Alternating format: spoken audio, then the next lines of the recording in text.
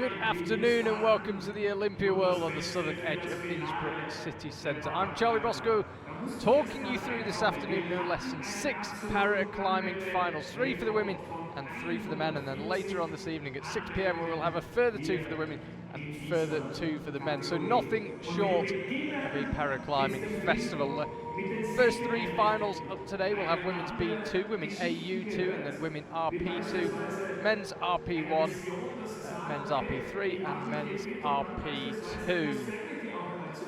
Qualifiers have taken place over the last 2 evenings at the Cleverton on the other side of Innsbruck, and now it's time for the medals to be handed out. As I say, 6 finals this afternoon, with a total of 26 athletes taking part, 4 in each of the first 5 finals and 6 in that 6th and final.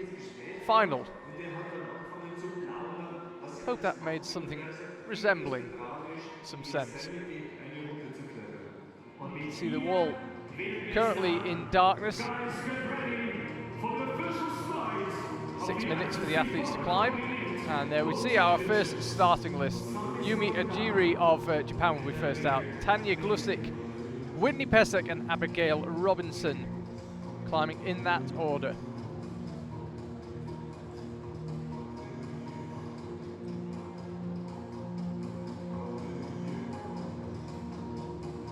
This is women's B2. This is a visual impairment category. It means that competitors have a field of vision of less than 5%. So, as will be familiar if you've watched visual impairment paraclimbing before, the arena has to descend into silence so that the climbers can hear their sight guide talking them through the route. We've already had observation for the athletes, and then before that we actually had the sight guides observing separately, but all the athletes have been presented and they've all done their observation of the route. There's actually just 3 routes here across the categories. Men's RP3 and RP2 have got routes over on the right hand side of the wall, and then the other 4 categories, which is women's B2, AU2 and RP2 and men's RP1, are all over on the left hand side of the wall, which features 2 of the biggest volumes I've ever seen on a climbing wall.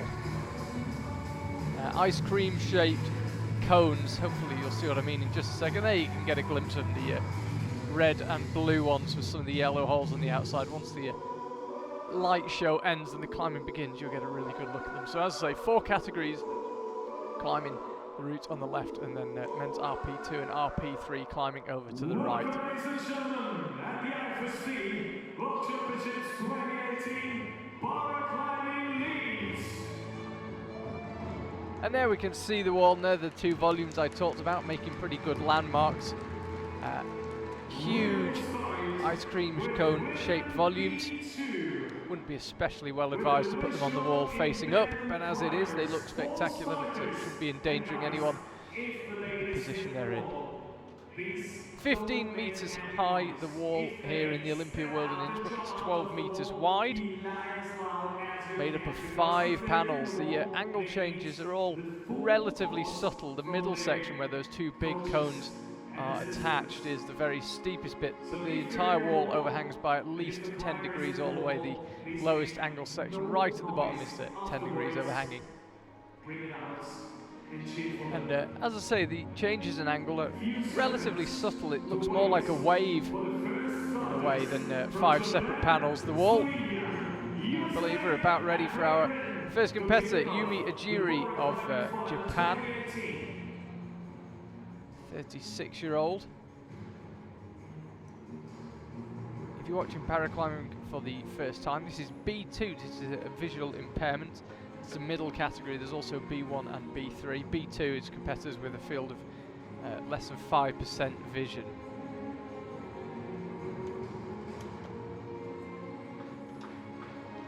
To give you some idea, Robin O'Leary, the British paraclimbing coach, told me that John Churcher, one of his athletes, describes a B2 level of vision as like looking through a straw, and then through frosted glass as well. So it's very limited vision, and that's why we have sight guides to help guide the athletes on the routes.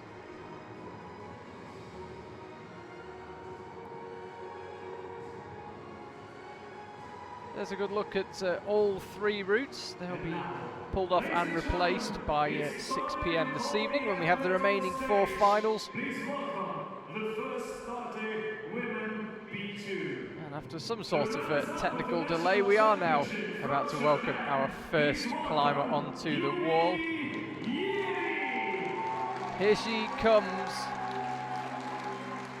This is Yumi Ajiri, Tanya Glusic, Whitney Pessek and Abigail Robinson, the 4 finalists in this women's B2 visual impairment paraclimbing final. If they start, we kindly ask you to be silent. All the best. And unlike lead climbing competitions, the climbers don't clip the quick draws as they go. They're effectively on 2 top ropes, one to stop them falling down and one to prevent them taking too big a swing outwards. So you can see their sight guide just guiding her onto the first few holds. Complete silence in the arena once they're climbing. And once the sight guide is happy that she knows how to start, he will leave her to it. There we go, and they communicate through a radio. She's wearing an earpiece to receive his instructions.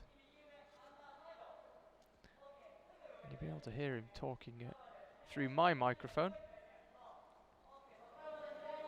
Incredibly difficult skill, both on the part of the athlete and the coach.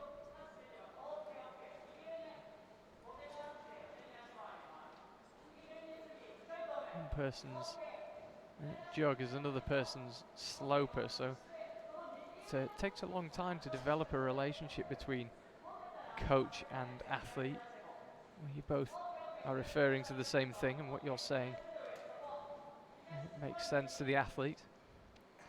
Direction and distance also key to the judgment on the part of the sight guide, so they need to know their athlete really well. How far can they reach? How flexible are they?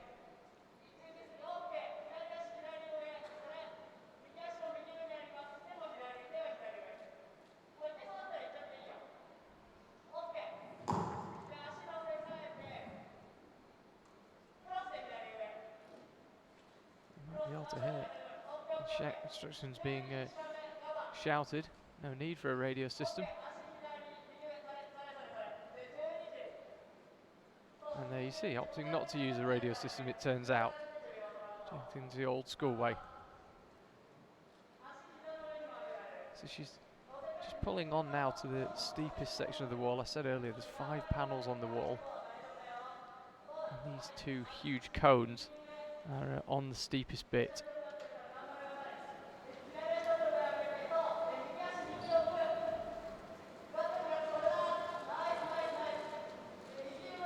It's a nice position to have adopted. Can get something of a rest. Feet bridged out wide. It's impressive so far. 4 minutes left on the clock, so only 2 minutes elapsed.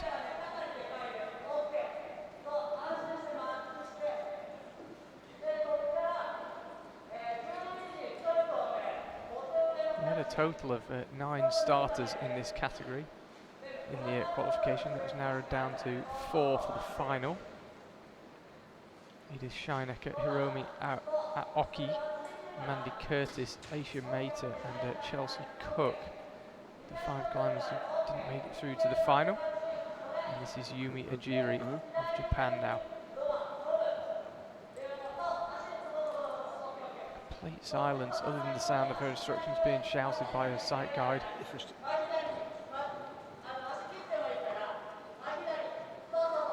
Now really beginning to have to work. One thing not to underestimate with paraclimbing is how physically difficult it is, because the moves take longer.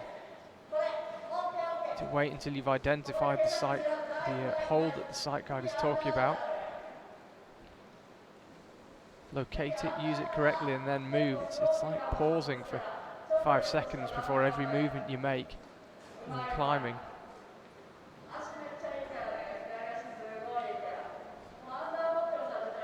And although this rest here gives her forearm something of a break, it's not especially comfortable hugging something like that, especially on that angle of wall.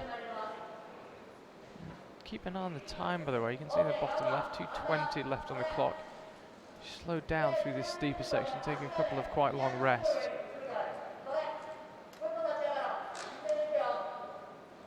Now she's underway again.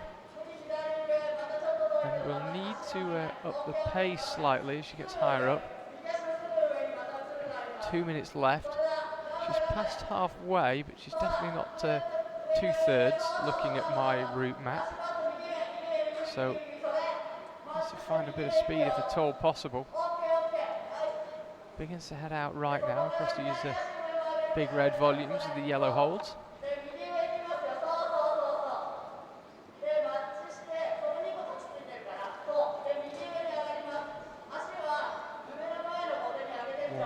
.30 left now on the clock. That's her bib number disappearing. Don't worry about that. I saw it fluttering away.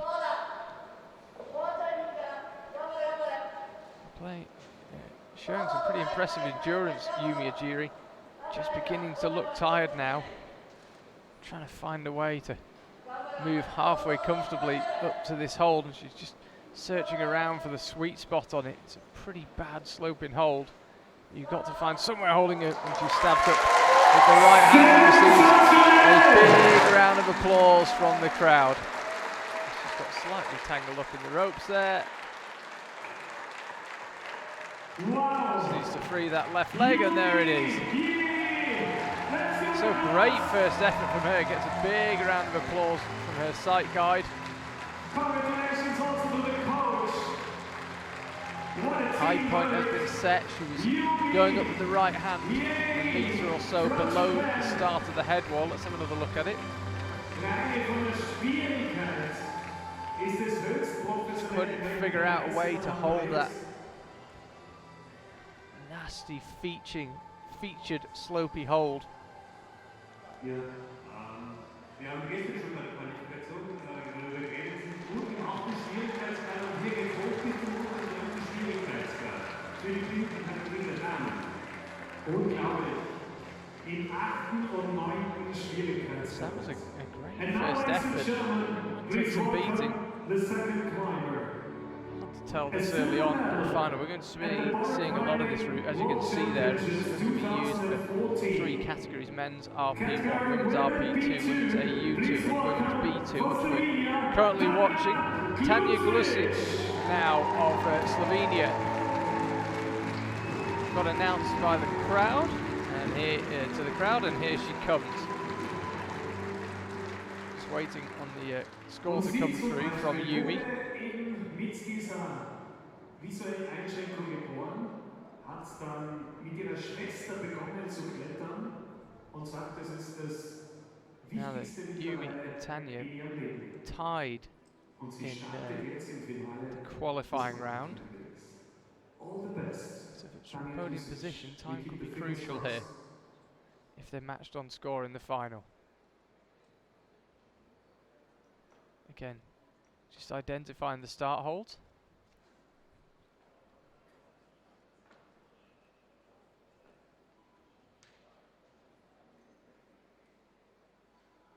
Before she gets underway, and their sight guide will step back, and she is underway. Point of Yumi Ajiri.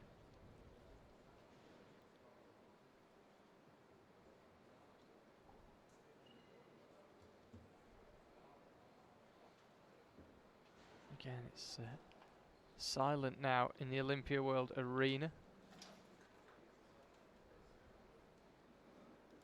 This is the only visual impairment category we've got this afternoon, but at 7 PM tonight we've got men's B1 and men's B2.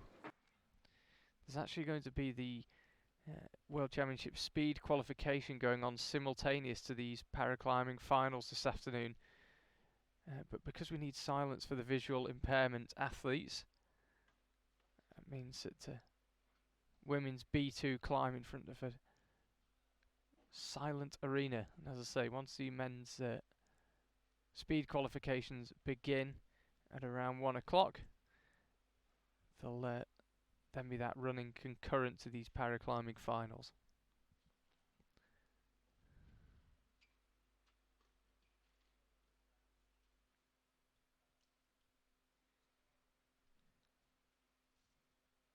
So setting a good pace so far on.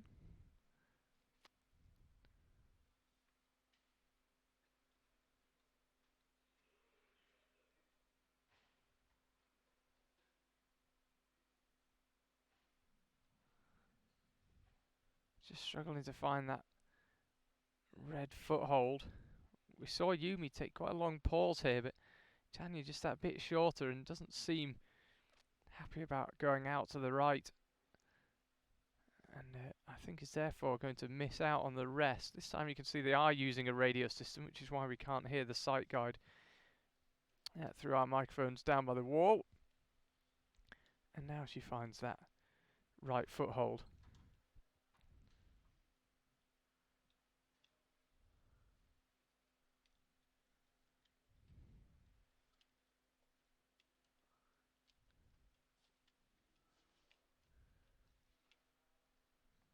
.3:30 left on the clock. So again, time could be crucial here. These two tied from the qualifiers, both topped at one route, and 48 on the other route, hold number 48. 33, the high point set earlier on by Yumi Ojiri.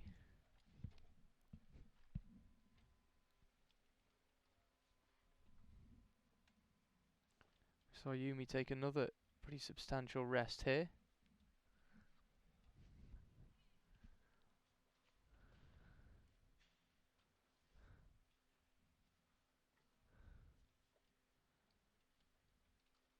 Still silence in the arena as Tanya thinks about heading off from this rest. Such a strong team, the Slovenians. Now then, the high point that Yumi set is that top of those. I'll resume in a second.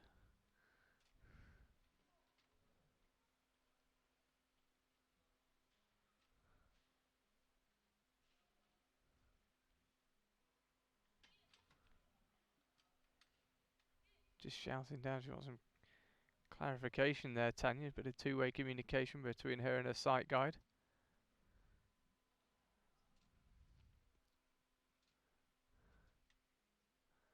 A potential knee bar should she want it there, but I think time beginning to be pressing now. So Yuji managed to get hold of that top yellow screw on and the most visible, topmost visible red volume. And then she went up for the small yellow screw on, also on that volume. That's the current high point, 33.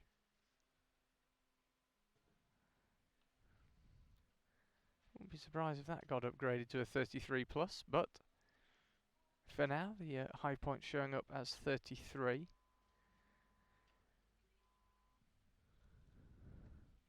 And Tanya also struggling to get in a position to use that hole, but looking much more solid on it than Yumi. So this move here is where we lost Yumi. She was going up with the right hand for this small crimp, but instead Tanya moves out to the left, so this will be a new high point from Tanya. I mean, she moves ahead of Yumi, and that means she's going to pick up a medal. The only question now is what colour it is.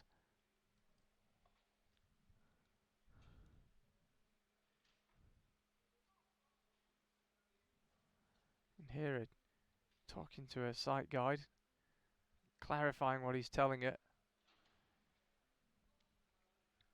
And he's advocating that she goes straight up to that big red hole just past the head wall, and she's done it.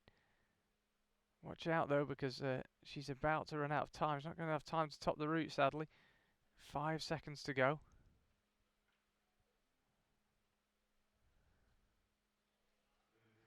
And that is going to be that for Tanya. That's 6 minutes up. So she's got the lead. 2 climbers still to go. Whitney Pessek of the US and Abigail Robinson of Great Britain. That is a new lead. We will await the confirmed score, but she is most certainly ahead of Yumi Ajiri. Tanya Glusic just awaiting her sight guide to come down and give her a bit more information about how far she got exactly. I would imagine she will be pleased with what he has to say. That is the lead for her.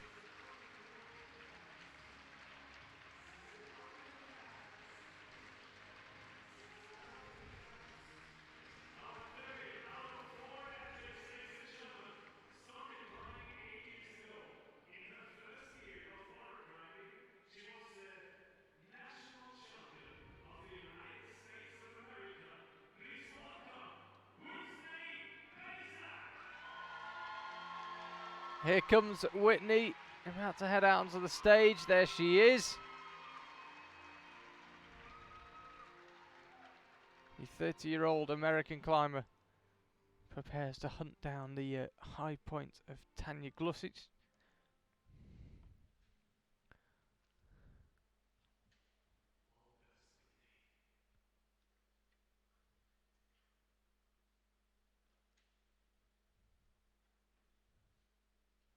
And with a minimal of fuss, she is underway. And again, silence falls in the Olympia world.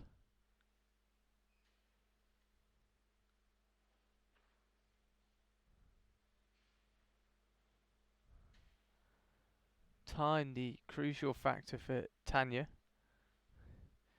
She was timed out while still looking pretty strong as she pulled over the roof. Scores come through 36 for her, so 3 moves further on than Yumi Ajiri.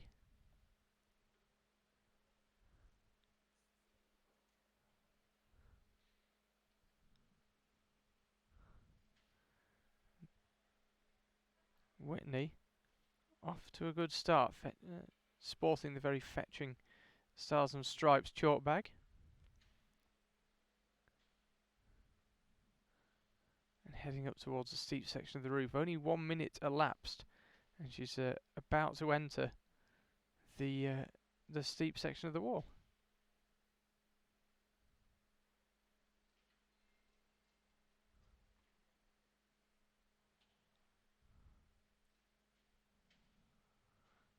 Just in between those two cones now, so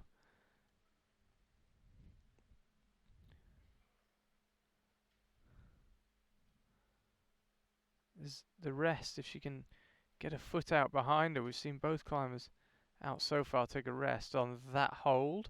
They've actually been using the higher foothold on the left to rest from. But it doesn't look like she's going to rest. She's going to get straight on with things.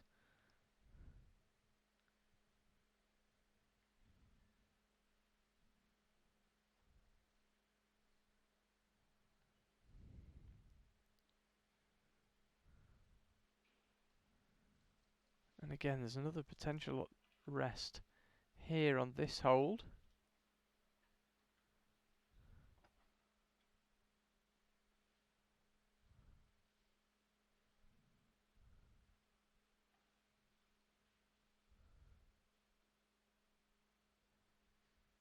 And again, she chooses not to use it. So, going well here, Whitney Pessek.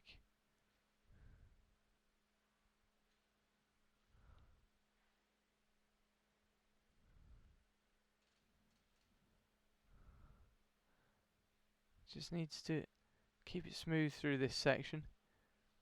A couple of quite awkward moves. Now she gets the foot a bit higher, that makes that move an awful lot easier. Hasn't really paused a huge amount, she's just kept up a nice steady pace. It took her about 2 minutes to get through that steeper section. And the angle changes very slightly here. It's still very steep section of the wall.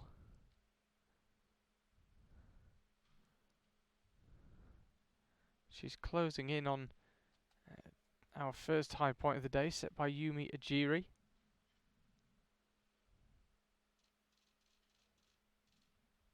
Now just the effort beginning to show slightly as she tries to find a way to hang on to that awkward sloping hold.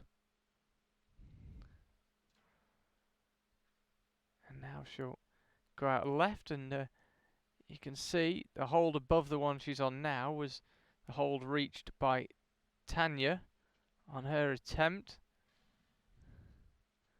So if she can make another move from there, she'll take the lead and guarantee herself at least a silver medal, but she can't. She slips from the same hold, but she will move ahead of Tanya on count back to the previous round. It's very tight in the previous round, the qualifiers. Both her and Tanya topped route number 1, and then Whitney got a 48 plus to Tanya's 48 on the second route, so tiny margins coming in here. I think that'll be a 36 for her as well, though. We shall await official confirmation, of course. And now we just wait. Abigail Robinson, the only climber in the qualifiers to pick up 2 tops. And there we see it. She got a 36 plus anyway, so count back. And Whitney now can only wait. Abigail Robinson, the final climber out in this women's B2 final.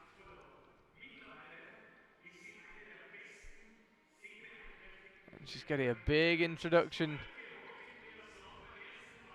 I can just see on the big screen here in Innsbruck video of her backstage.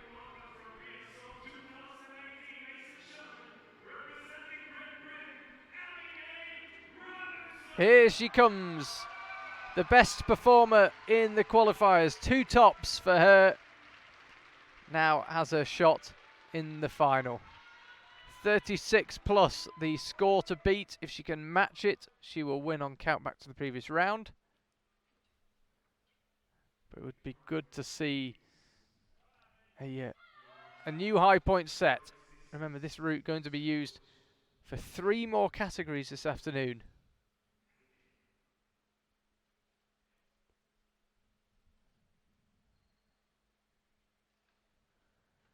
Final moment to compose herself.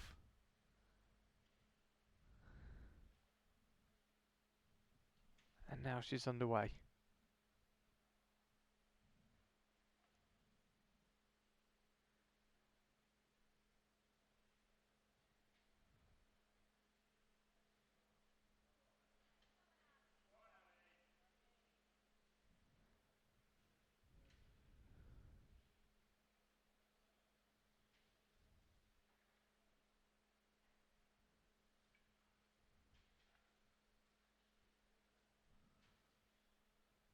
So 30 seconds elapsed, and climbing very quickly, very smoothly, and looking very solid, Abigail Robinson.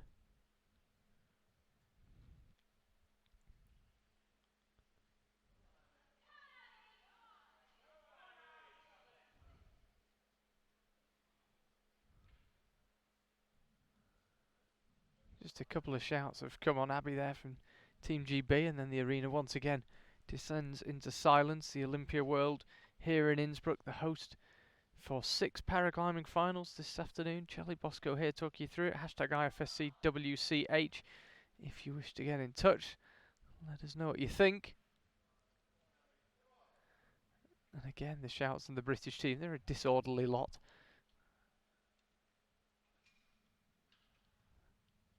Rest of the arena silent. Just to let you know, we will have the, I mentioned earlier, the men's speed qualifiers going on the speed wall over to the right of the venue as we look at it after this category is finished.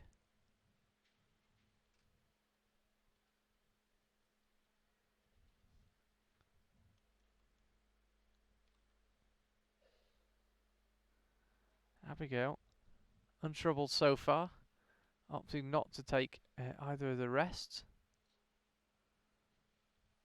This has proved a real tricky move, though. It's a pretty hopeless hold. No matter where you hold it, it never quite feels comfortable. Unless you're Abigail Robinson, of course, in which case you just cruise through it.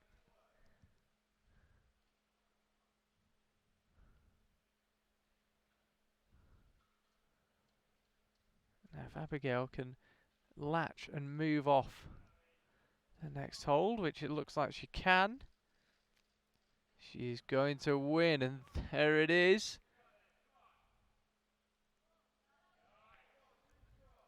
Plenty of time left if she's got the energy and the sequence is correct. Could be a top in the offing here. She looks so strong. Just need to figure out a way somehow of moving over to the left now. Drop down and reconsider. Of course, receiving instructions from her sight guide down on the floor. Half her time remaining. Again goes up with the left hand. Needs to find some way of freeing a hand to move out to the left, and now she does so. Abigail Robinson already claimed the gold medal. Just needs to keep her feet on.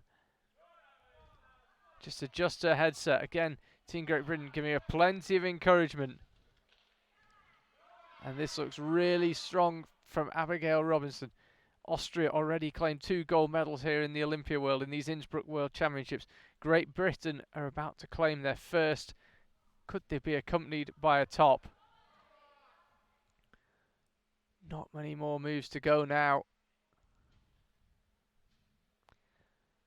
Next hold is the penultimate one. You can see it's just beginning to work though. The pump really beginning to kick in, and she can't quite find the top. But she has found a gold medal. Austria 2 gold medals at the weekend. Great Britain picked one up on the Thursday. The start of 4 days of consecutive action here in the Olympia World. And it's gold to Great Britain. Abigail Robinson, she was the strongest climber in the qualifiers. She's the strongest climber in the final. And she is the gold medalist. She is the world champion.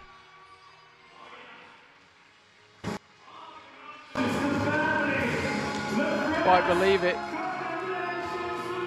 Too tired to get the carabiner done around her in her harness.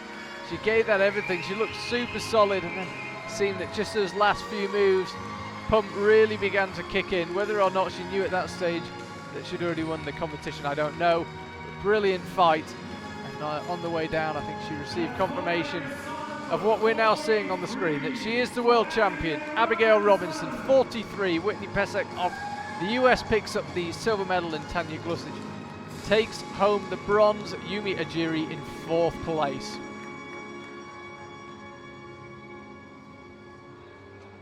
Amazing performance by all 4 starters.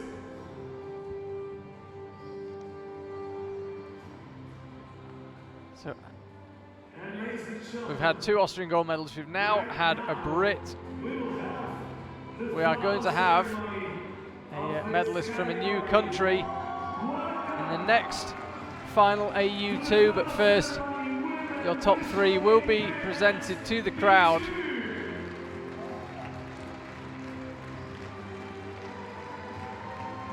The flowers will be presented by the IFSC Vice President. We're going to have a flower ceremony here. It will be Abigail who picks up the gold medal. And bronze medal at the IFSC Paraclimbing World Championships 2018. Representing Slovenia, Tanya Glusic. There is Tanya Glusic. She'll be led onto the podium.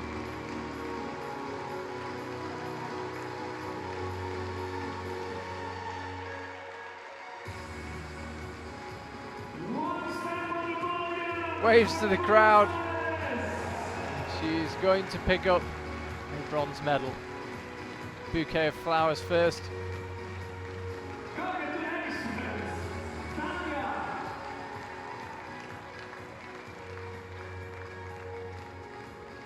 And now, ladies and gentlemen, the 2nd place and silver medalist at the Paraclimbing World Championships 2018, representing the United States of America. Representing the USA, Whitney will pick up America's first medal of these Innsbruck World Championships in the 3rd final we've had. Jakob Schubert crowned Jesse Pilt's crowned. Perhaps the Abigail Robinson, but first things first. Brilliant performance for Whitney and America, off the mark in the medal table. That's what it means. It's a long way to come. The journey will feel that bit nicer going back to Draper. The silver medal in the bag. And winner of the IFSC Paraclimbing World Championships 2018, women with shoulder B2, our new world champion. Here comes the new world champion, Abigail Robinson. Hasn't even had time to take her climbing shoes off, and she's on top of the podium. What a moment.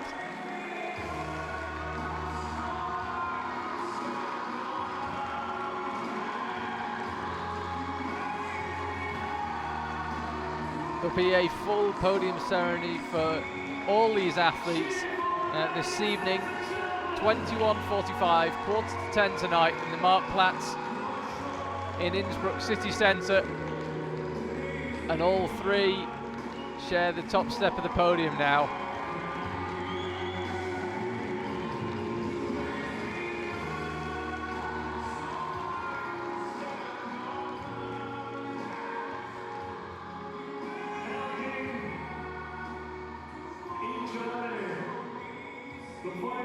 And a final photo op while the climbers just led off the podium. But now, ladies and gentlemen, to all full starters, you were amazing, ladies. Congrats and thank you very much. What a big effort. So great first final here, the route to delivering as well. No ties, 36 and 36 plus. We had closest we had to a tie. Thanks also to the coaches and the trainers of the So women's AU2 next. Thanks to the coaches.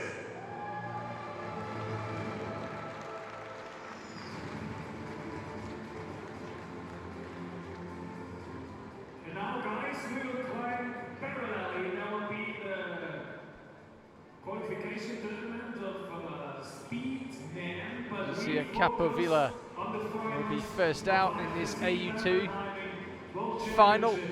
Maureen Beck of the USA have just collected their first medal of Innsbruck. Melinda Vigh and Solenne Piret, the four climbers taking part today.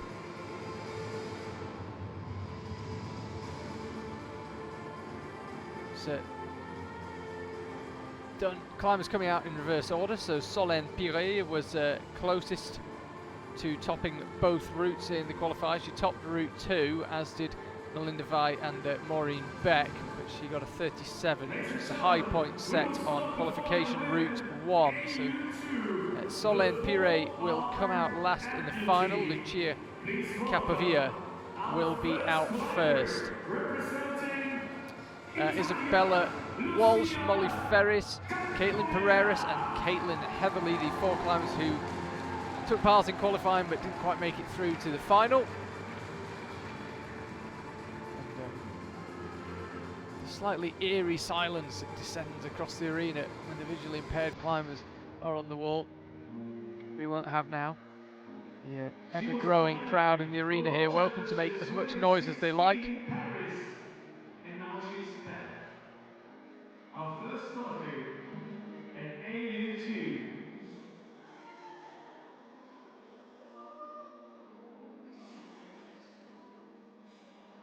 She's on the way. She was third in Paris a couple of years ago, September 2016. Picked up a bronze medal there, sixth in the Paraclimbing Cup in Briançon. Also won the 2015 Paraclimbing Cup. That was over in Sheffield. She's got real pedigree. Dearly love another medal.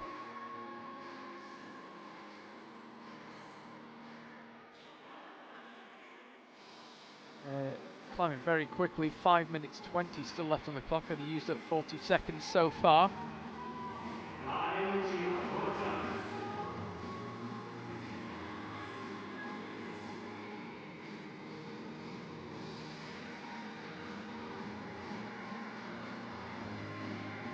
6 minutes to climb the route. This is the same route we just saw Abigail Robinson win her gold medal on in B2.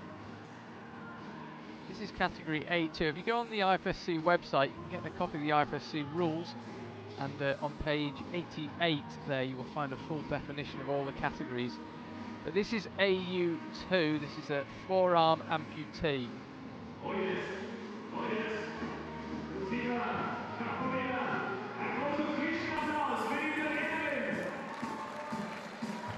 This is Lucia Capovilla.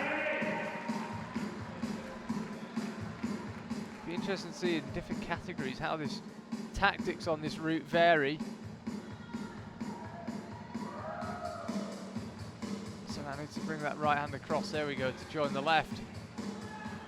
Now, it is possible to manufacture something of a reset. Nice touch.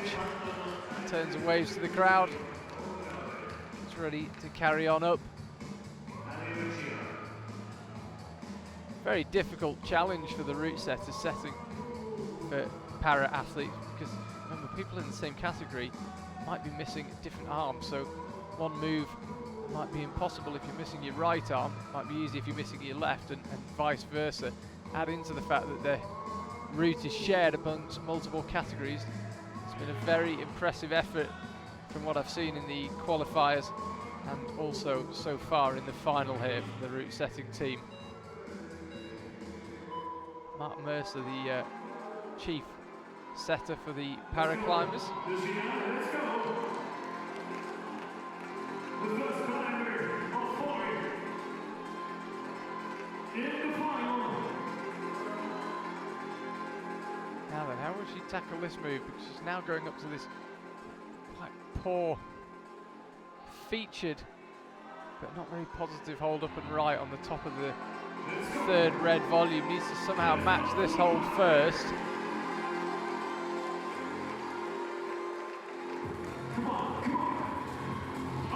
Sticks to match. It's pretty impressive stuff. This is a hard move though, but if she can get through this, the next move might be slightly friendly. She'll have to lever herself high on that right arm. Now you can see her trying it. There's really not much there on that right hand hold. All of it feels okay, but none of it feels good. 2 minutes 15 left on the clock for it.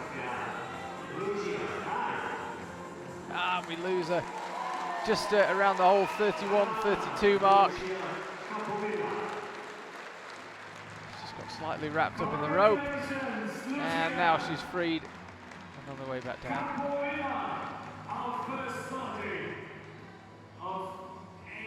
So Lucia Capovilla of Italy,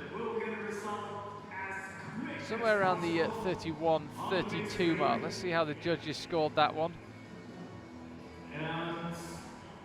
Scores have been generally coming through very quickly here at the World Championships in Innsbruck. Must be said, they haven't always been right first time, but they haven't been coming through quickly, and we'll wait for her confirmed score to come through. Maureen Beck of the USA now. It's a 33, that for Lucia Capovilla. Across the United States, please welcome Maureen Beck. Here comes Maureen Beck. It's a big cheer from the large US contingent down the front of the wall.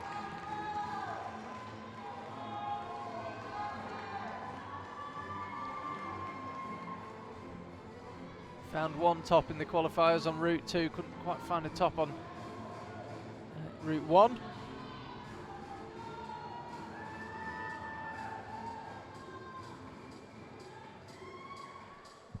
Maureen Beck is underway. She's the reigning champion from Paris.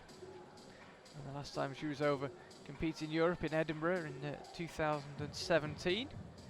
Which you may well remember when we were in Ratho, the big arena close to Edinburgh Airport. She won there as well. Third to Lucia Capovilla back in 2015 in the Sheffield Paraclimbing Cup. The reigning champion begins her defence of her title.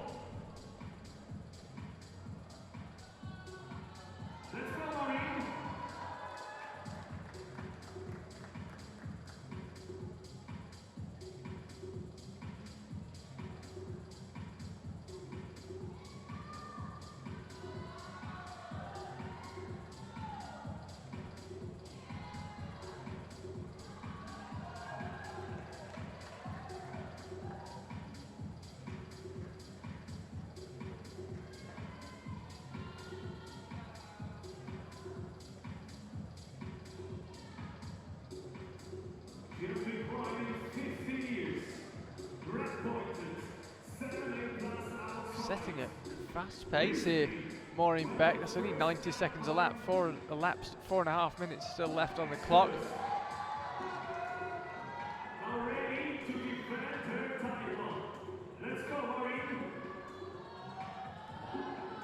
Maureen Beck looking to retain her title. We saw from Lucia Capovilla the wave to the crowd at this stage. Maureen Beck very much absorbed in the climbing. And 4 minutes now left for her.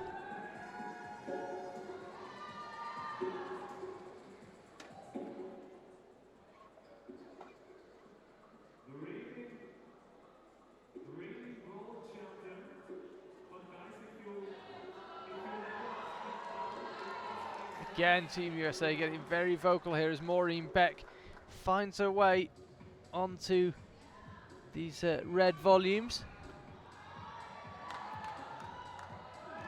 Out with the right hand. Effort just beginning to show now. It's relentlessly physical, this section.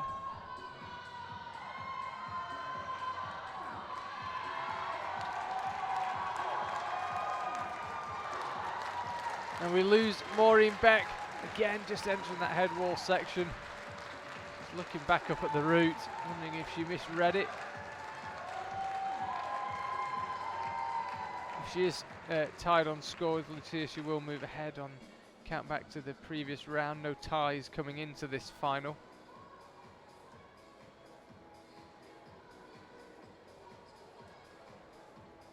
And she is tied on score. There we see it, 33 for her.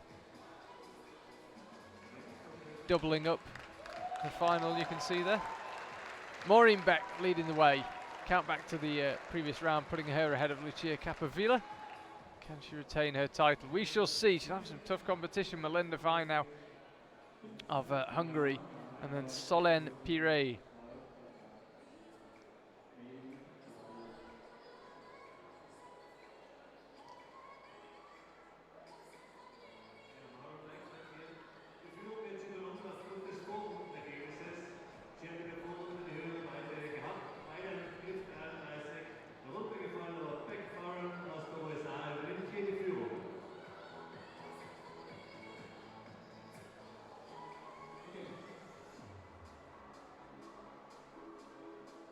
Next competitor, representing Hungary, Melinda Vigh.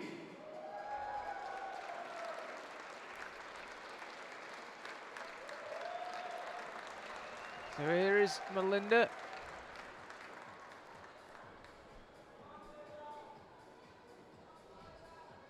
Getting a few shouts of encouragement from the crowd. Although I'm sure she's in the zone and ready to climb. Took a second to acknowledge everyone.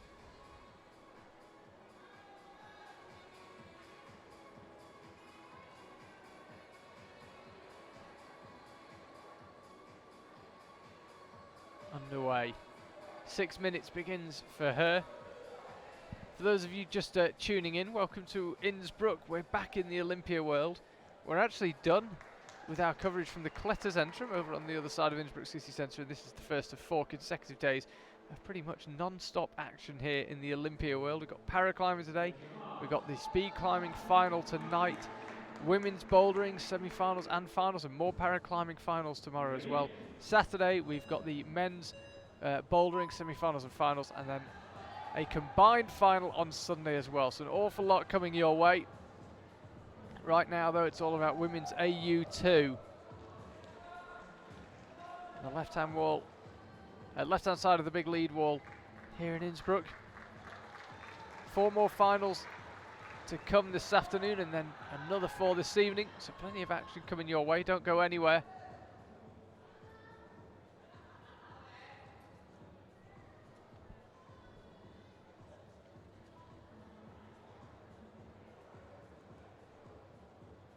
Now onto the big cones and choosing to take a bit of a rest. Certainly no issue with time at this stage.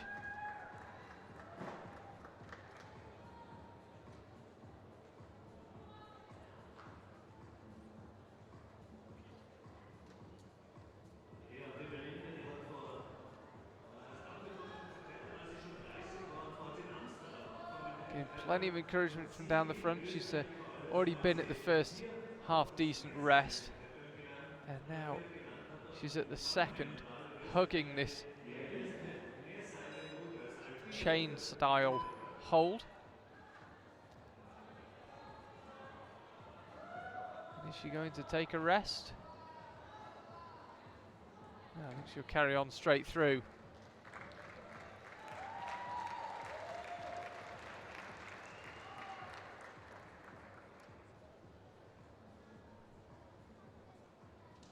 And again we get a wave to the crowd. Lucia Capovilla did exactly the same. And Melinda, for the second time today, big smile on the face and acknowledges the crowd. Don't think this is the sport for you if you can't enjoy climbing in front of an Innsbruck crowd. Just to let you know, if you do hear some background noise, we have got the men's speed qualifiers going on over on the right hand side of the venue. We're sticking firmly with the paraclimbing all afternoon though. But if you do hear a few beeps and a bit of shouting that seems out of keeping with what you're seeing, it is because the men's speed climbing has just got underway.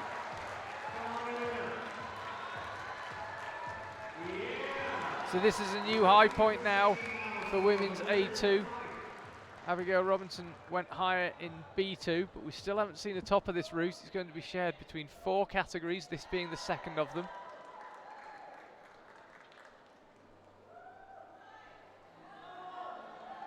Let's go.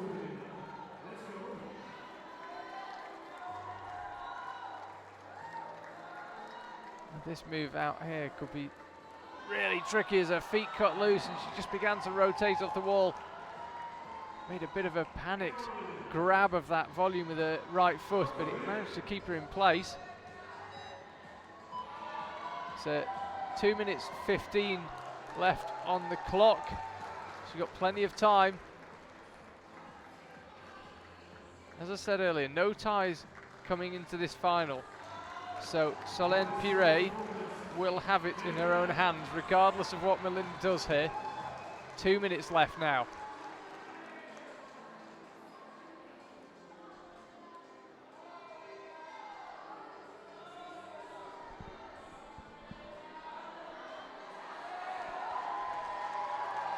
Crowd really coming to life now.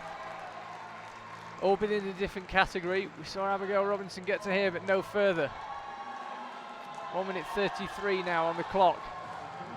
Can we see a top of this route?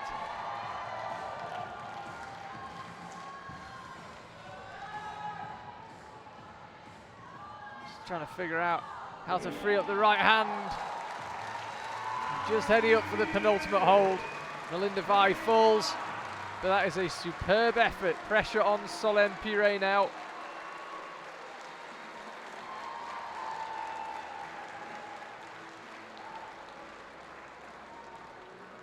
This was right at the top.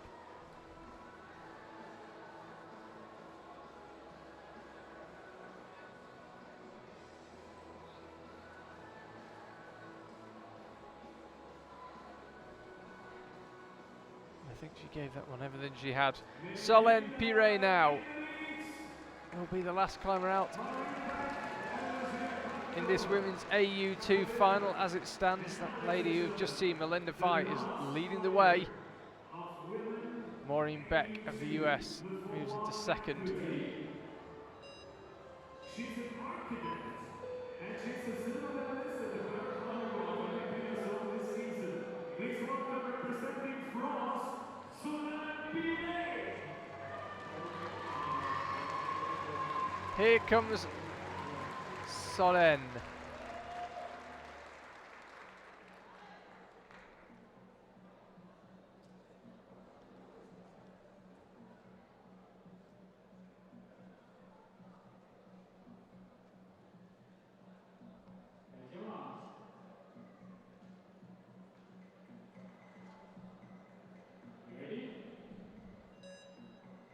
She can't quite get comfortable with the ropes. And we can see Solenne missing the lower section of her right arm. So moves will be different for her. Very confident so far. Firing up this lower section, only 20 seconds elapsed. setting a very, very quick pace here. Can she sustain this?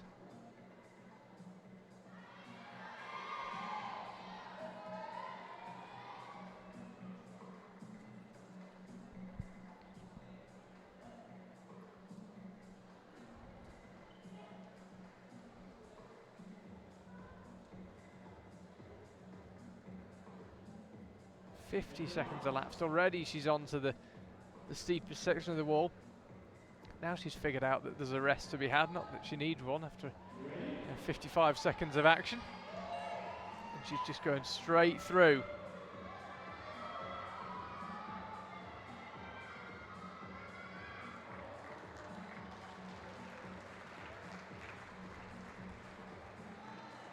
Now she takes a rest on the lower of the two big cones, so then move up. And there's another rest standing on that blue triangular volume. Route set has done an excellent job so far. We've had a good separation of the climbers, not one clear move where everyone's falling, and no top, but two very close attempts so far in the two categories we've seen.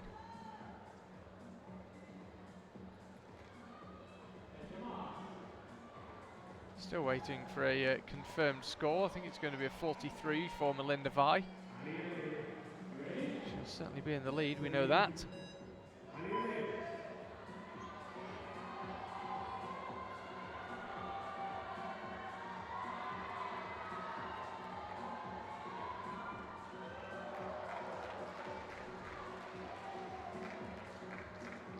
Just looking across the arena, if you wonder what the shouting was about there, we had Adam Ondra on the speed wall. Then speed qualifiers going on alongside this paraclimbing final. Solenne Piret really being made to work hard now though. Looked very composed and climbed very quickly through the lower section. Pace has just dropped off now. Should still have plenty of time to top if she's got the energy and the method though.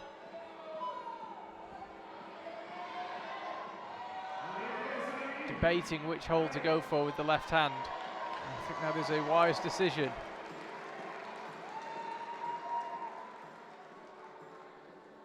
Overtaking the second position. Now she's onto the head wall.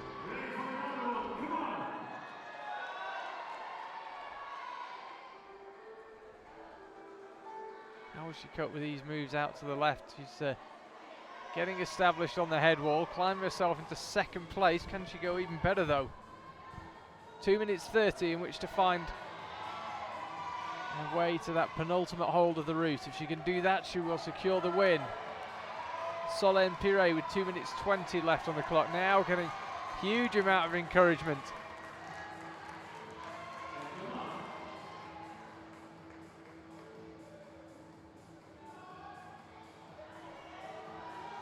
Allez, shout the French team. You can see there she's arrived at the top with 2 minutes to go.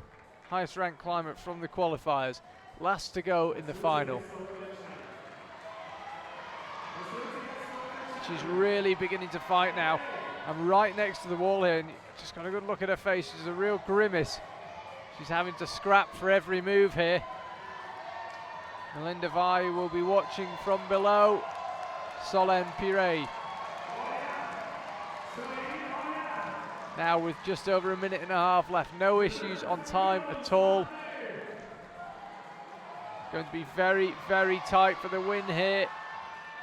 Still don't have a confirmed score for Melinda Vigh, but that's the hold she was on. Can Solenne Piret find a top? She's been on this steep section a long time. That's enough for the win. She wants the top though, she wants it in style. Ah, and she's so close. But she's going to win the gold medal. France will pick up their first gold of Innsbruck 2018. Waves to the crowd, and she gave that one absolutely everything she had.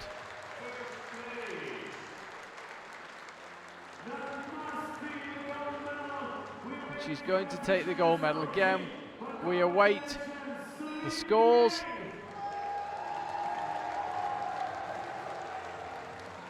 Let's have another look at how it ended.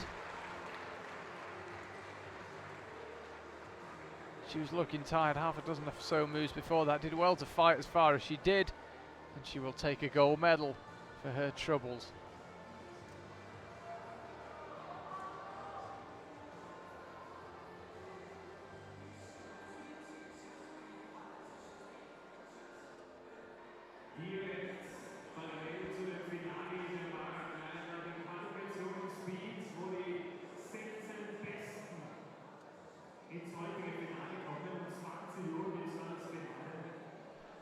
Okay, so we're still waiting on scores to come through. Solenne Piret appeals aside, looks to have got the furthest on the route to me. Don't see anything clearly wrong with it, but we're also waiting for a score from Melinda Vigh as well.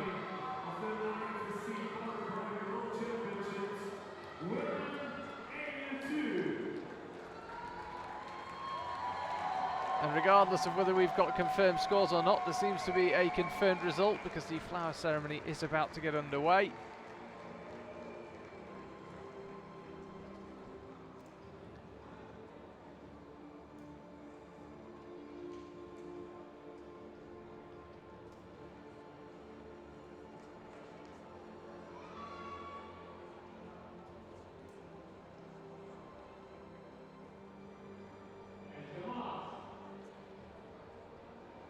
Three climbers all comparing notes on what the route took out of them. So you might be able to hear in the background the sound of the speed climbing qualification going on. Dom and Scoffitz is on the wall right now, clocking an 11.33. Three climbers just waiting to make their way onto the podium for the flower ceremony, I assume. Slight delays related to the fact the results don't come through. Representing the United States of America, Maureen Beck.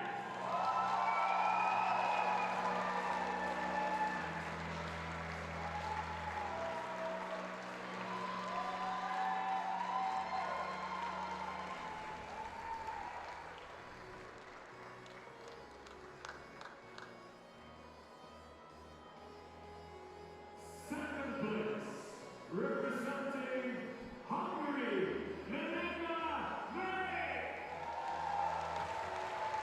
So there's Maureen Beck. Melinda Vigh joins her on the podium. 9:45 tonight, Marktplatz, Innsbruck city centre. We will have a full medal ceremony.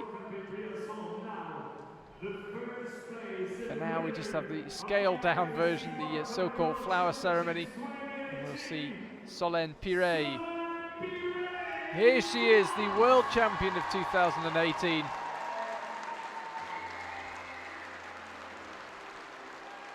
France picks up a gold medal. The USA pick up their second medal of the championships, and Hungary collect the first one of theirs.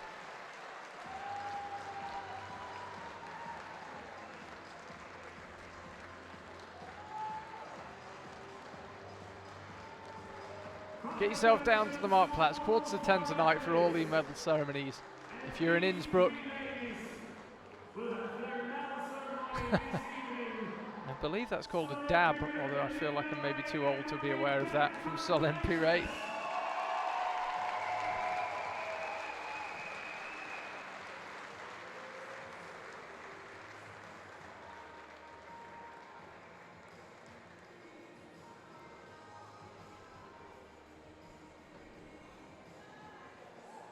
Solenne looking rightly delighted, heads back in. Women's RP2 final, the next final up. RP stands for Limited Range Power or Stability, formerly known as Neuro and Physiological Disabilities. And there we see Rachel Carter, New Zealand's first ever World Championship finalist. Anita Aggarwal and Hannah Baldwin and Marlene Pratt, the climbers in the final. sure there's one or two people watching over in Mount Maunganui, the New Zealand training base. Welcome to Innsbruck if so. They're about to watch their first ever World Championship finalist. The final of women RP2 athletes with limited range, power and stability. Please welcome the first starter from New Zealand, Rachel Carter. Here is Rachel Carter. As I said, this is the RP2 category. Go onto the IFSC website, download the rules. Page 88, you'll get a full description of the categories, but RP2 is limited range, power or stability level 2. There's level 1, level 2 and level 3, and this is a middle range, level 2. Same route we've just seen the B2 and AU2 athletes competing on.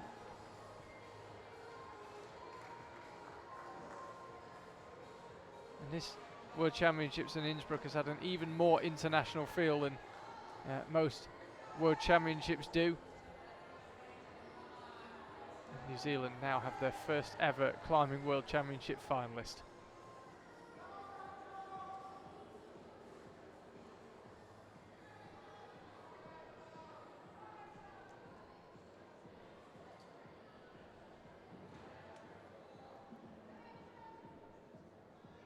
Rachel just about to make the transition onto the second panel. 15 metres high, this lead wall in Innsbruck, 12 metres wide, made up of 5 panels. Gradually steepening for the first 3 and then gradually easing off for the second 2, but relatively minor the changes in angle.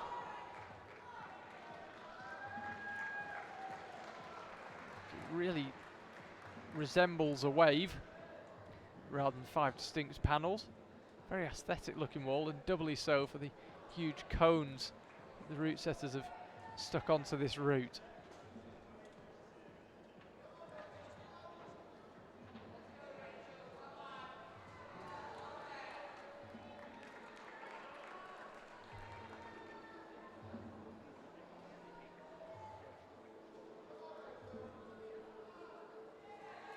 Feet cut loose. She's back on now. If you can get in to the position, there is a rest to be had here. You can see her thinking along those lines, just unable to get that left foot out wide enough to turn it into a really good bridge rest.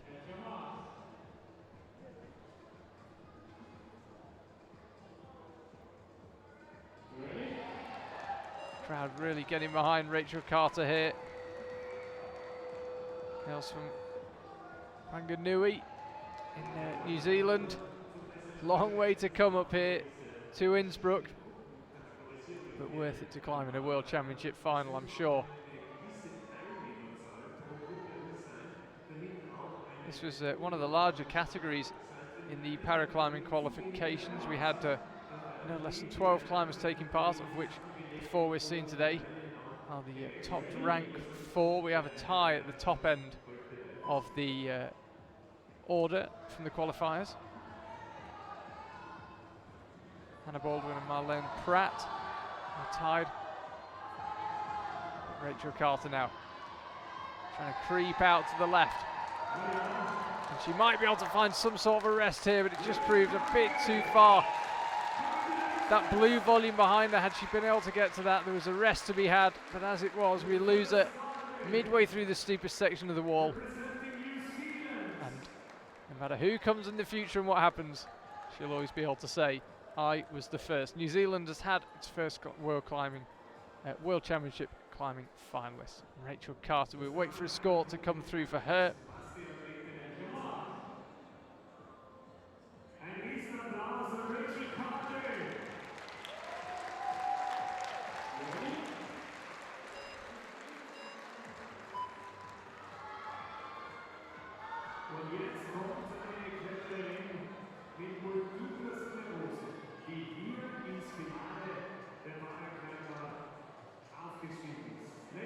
We await Anita's arrival on the stage. First of 2 successive British climbers to take part in this final, and here she comes.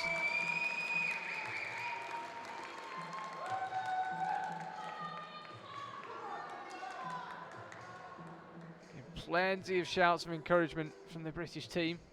Expect nothing less.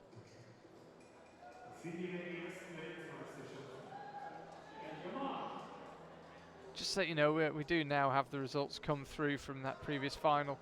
The AU2 forearm amputee, Solenne Piret won it with a 44 to Melinda Vigh's 43 plus and Maureen Beck's 33. Anita underway.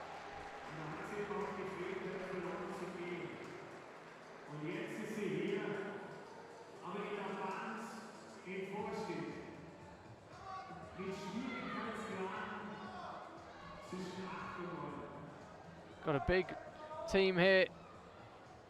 Yeah. Team Great Britain. And they're making plenty of noise.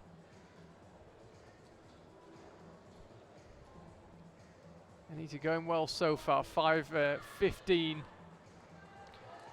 left on the clock. So almost a minute used up so far. 6 minutes, of course, to climb the route.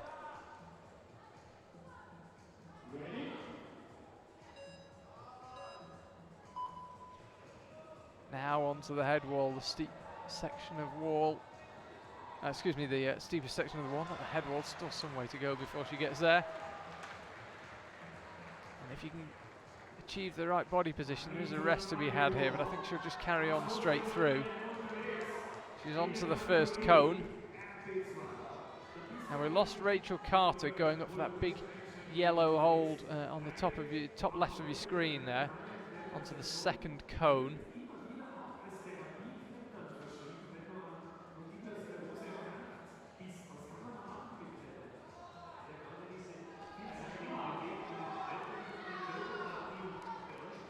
Anita shakes out and then gets going again.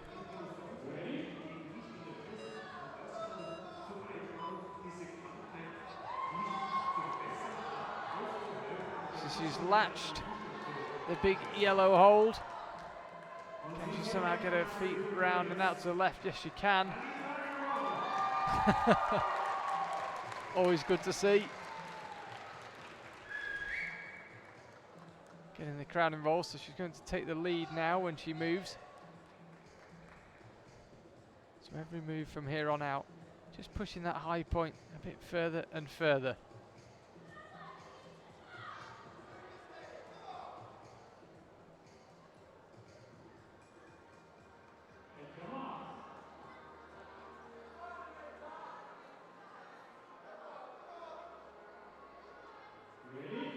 Onto the yellow volumes now.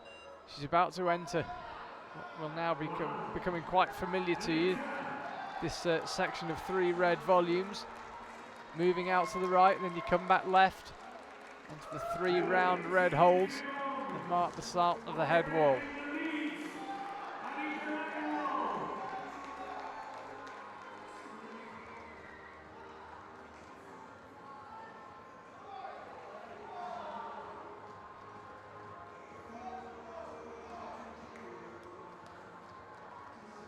Now then, will she choose to move out left? I suspect she'll have to actually before she goes straight up.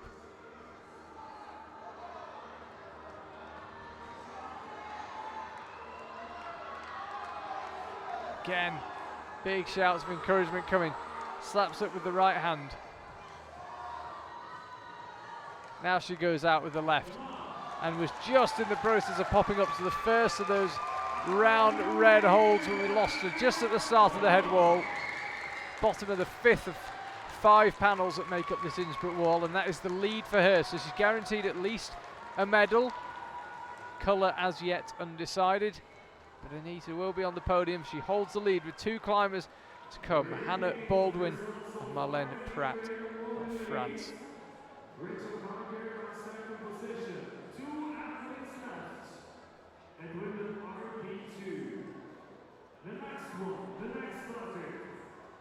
Is from Great Britain. Ladies and gentlemen, please welcome Hannah Baldwin. Apologies if the scores aren't updating live for you. They aren't for me either, but we know Anita's currently leading the way, and here comes Hannah Baldwin. Now, potential issue to be aware of. Both her and Marlene Pratt, the French climber, both topped both the qualifying routes, so they are tied from the qualifiers. So if it's for a podium position, which it will be because we've only got 4 climbers in the final, it'll come down to time if they were tied on score in the final. So just something to be aware of. Time may be a factor. I'll keep an eye on the clock. And she's underway and time starts for Hannah Baldwin. As I say, 2 tops for her in the qualifying round. Here she is in the final.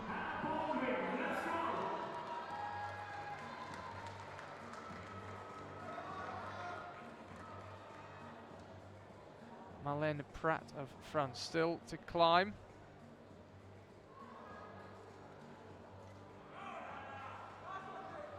Again, Team Great Britain making themselves heard.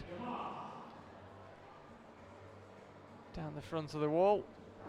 This is the last women's paraclimbing final we've got this afternoon, but there are 2 more finals to come this evening.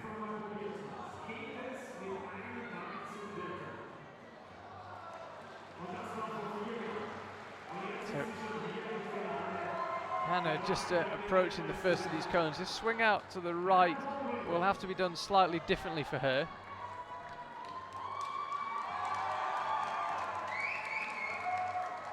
And as with a number of the climbers, she acknowledges the crowd midway up.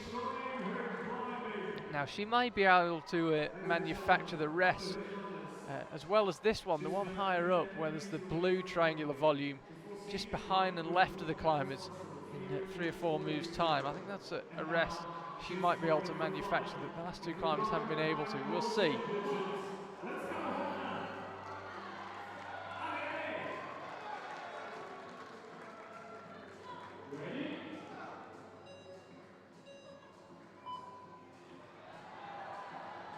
This is the rest I was talking about, and yeah, she's able to get a little more out of it, get really solid on that left leg.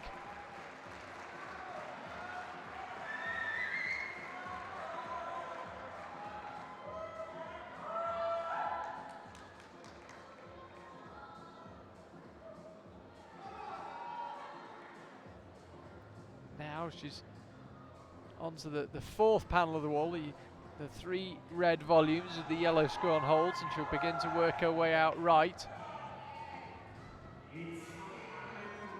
And the hole that's just creeping into the shot there, top right, it was top right, the big yellow hole on the last of the big red volumes is pretty hopeless. One of the cruxes of the route seems to be getting something out of that hold and having to work hard, but she's found a way through.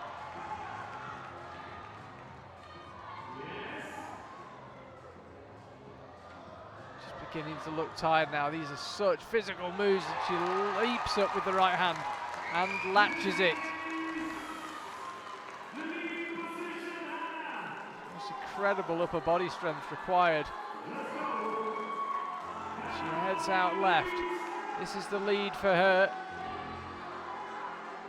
Hannah Baldwin in the lead in women's RP2 so far.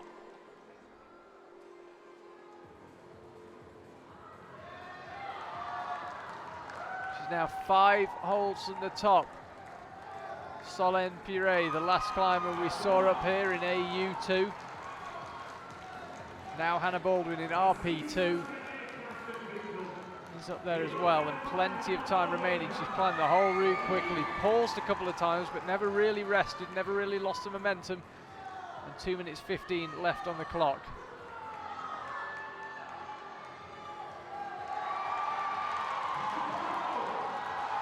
Could be about to see our first top here. Hannah Baldwin slaps out with the right hand, and although she can't quite find a top, she knows she's achieved an excellent high point that is going to take some beating. Marlene Pratt of France, the final climber to attempt the route. The 19-year-old French climber.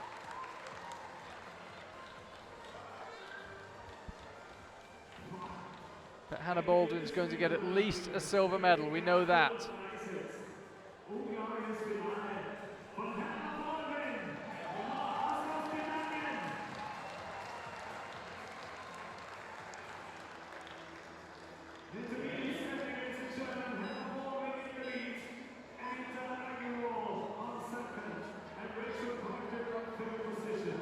still. The official score's not coming through, although for sure Britain are going to pick up 2 medals. We know that. It's Hannah Baldwin leading the way as it stands. Here is Marlene.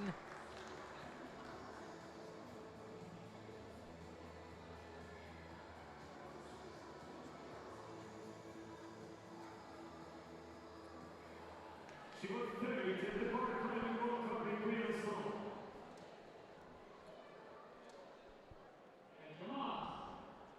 It is now the last starter at RP2.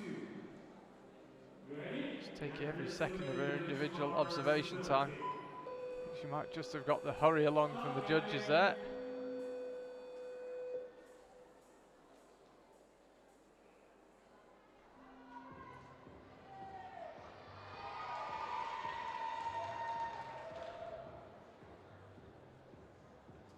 Now she can get underway. This is the third of 3 women's finals we've got for you this afternoon. 3 men's finals coming up as well, and then a further 2 women's and 2 men's this evening starting at 6 p.m. Ready?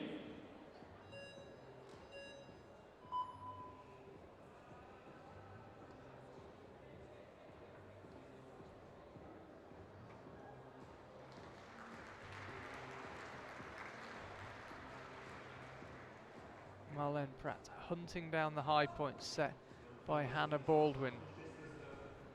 Rachel Carter's score has just come through, but as it stands, it's the only one we've got, 24 plus. Anita Aggarwal's score now come through as well, 33.5 plus. Marlene, already established on the steepest section of the wall with less than a minute of her time elapsed.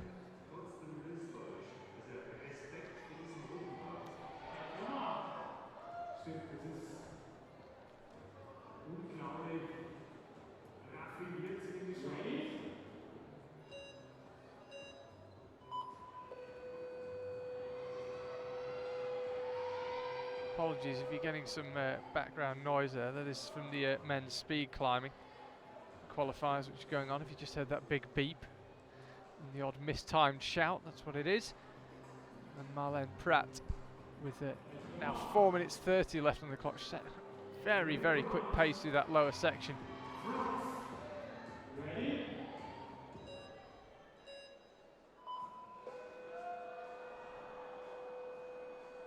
Again, apologies, that was the speed clock. Just ignore that. Had a couple of false starts, and that's where the big beeps are coming from.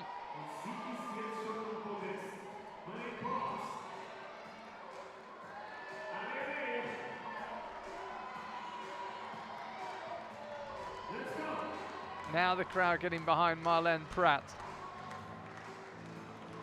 This move up with the right hand proved extremely difficult. You can see there's just a little lip on the left-hand end of that hold. It's going really well here. It'll be for time. It'll be, decided by time if she matches the score of Hannah Baldwin. They were tied coming into this. Ellie, shout the French team. It's their turn to be vocal now. Marlene Pratt really having to begin to work hard. You could just see the grimace on her face there. They've already collected 1 gold medal. France, Solenne Piret picked one up in AU2. And we lose Marlene Pratt, and that means that Hannah Baldwin is the world champion. France will pick up a medal, but it's not going to be the gold on this occasion.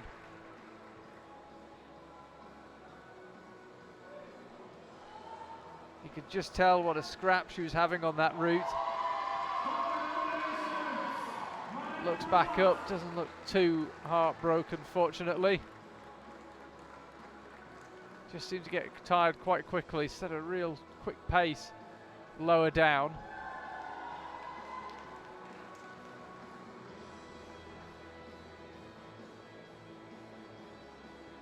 Just wait for confirmation of her score. Britain are going to pick up 2 medals, including a gold.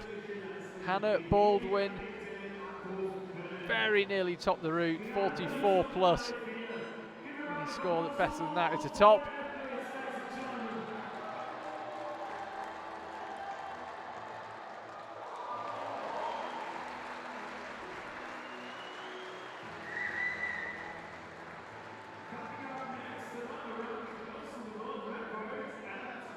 The IFSC Paraclimbing flower ceremony for women RP2. Still waiting on that confirmed last result from Marlene Pratt of France.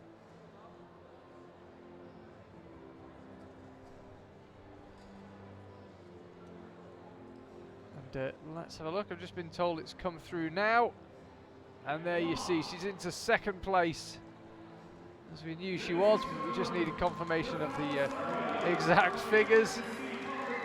Excuse me, I just saw Hannah Baldwin on the big screen here, making her way across the Innsbruck stage. Big old fist pump from her, but there you see it, she is the world champion. Marlene Pratt, Anita Aggarwal picking up the remaining 2 medals, and Rachel Carter, New Zealand's first ever world championship climbing finalist, in 4th place. And all these 3 ladies, not only deserving our full residents, tonight deserving the medals. And now, ladies and gentlemen, the 3rd place, representing Great Britain, Anita Aggarwal. Is Anita Aggarwal. Bronze medal for her. Don't forget, 9:45 tonight, Marktplatz, Innsbruck City Centre, full podium ceremonies with anthems, medals, the whole shebang.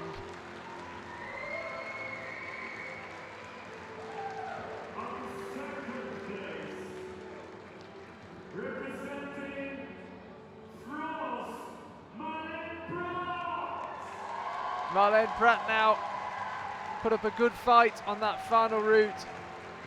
Looked like she might have enough, but just stalled out on the head wall.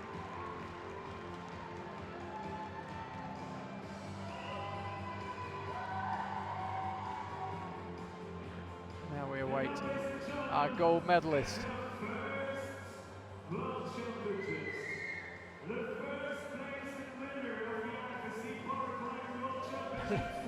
Anita looks as excited as Hannah does.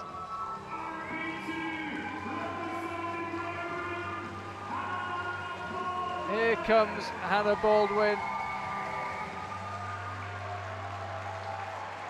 She is the world champion this evening in the Marktplatz. Innsbruck City will recognise her as such.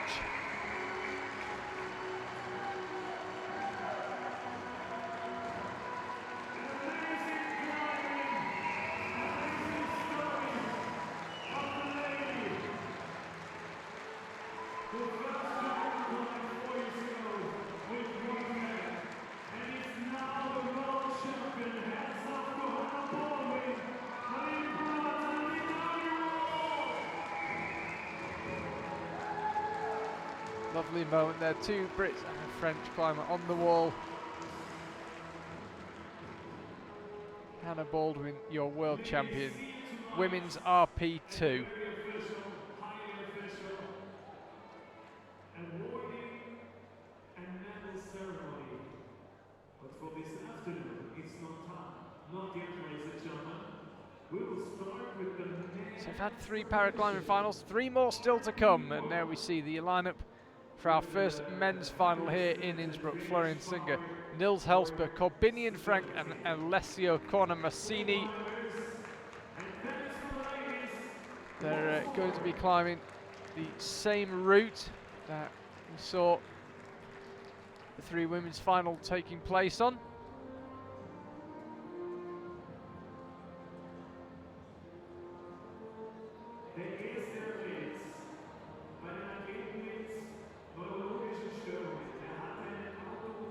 This is RP1, limited range power or stability. This used to be known as neuro and physiological disabilities, now known as RP categories, and this is men's RP1. 3 Germans certainly going to pick up at least 2 medals.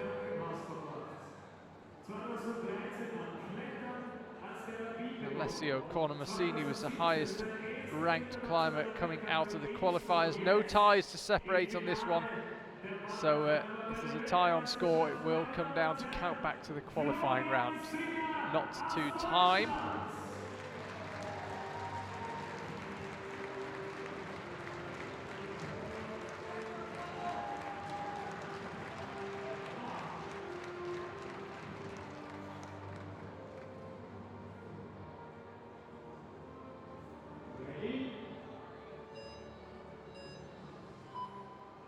Might be able to hear in the background the speed qualifications for the men still ongoing, still a way to run for that one.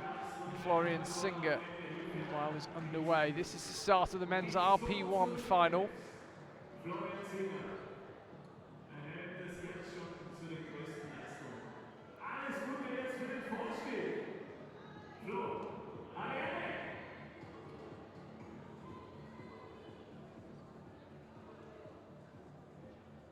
As I say, same route that we saw the 3 women's finals on. Florian Singer, Niels Hellsper, Corbinian Frank, the 3 Germans in this final. Alessio Cornisini, the highest ranked climber from the qualifiers, representing Italy, will be the last climber out onto the wall.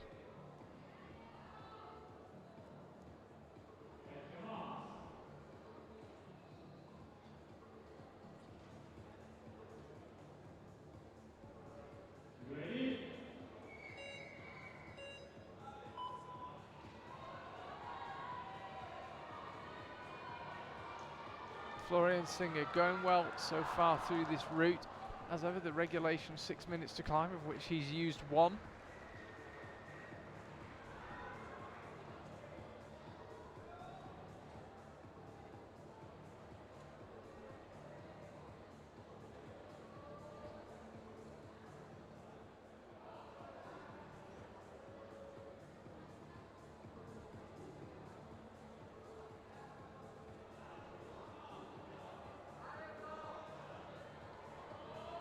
Florian Singer getting plenty of shouts down from the German team. They've got a big paraclimbing team, the Germans. Florian, the first of 3 of them out in this final. Charlie Bosco here, live with you from Innsbruck. First of 4 days of almost non-stop action in the Olympia World in Innsbruck.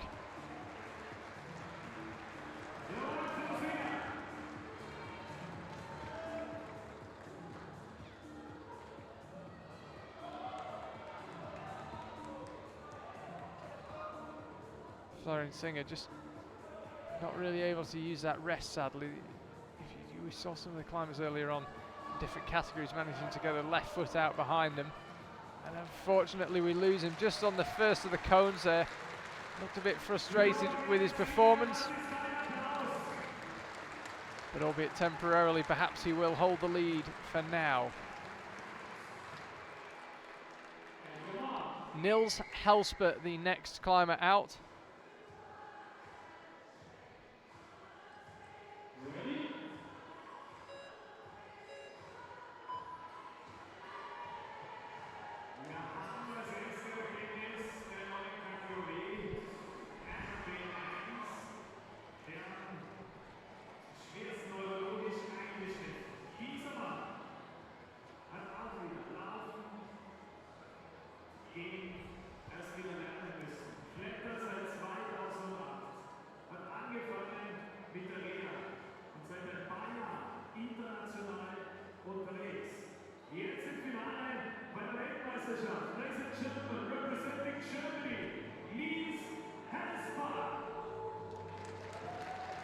Here comes Niels Hellsper out onto the Innsbruck wall. Second of 3 Germans in this final.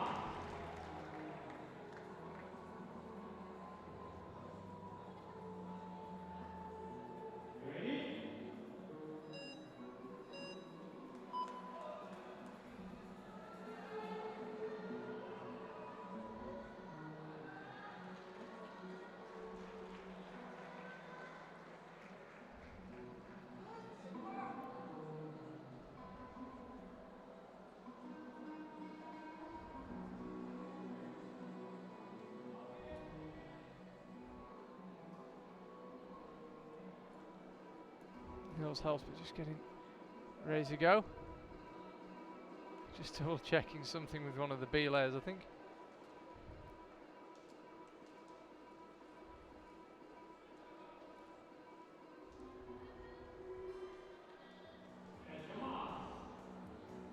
So now he's underway.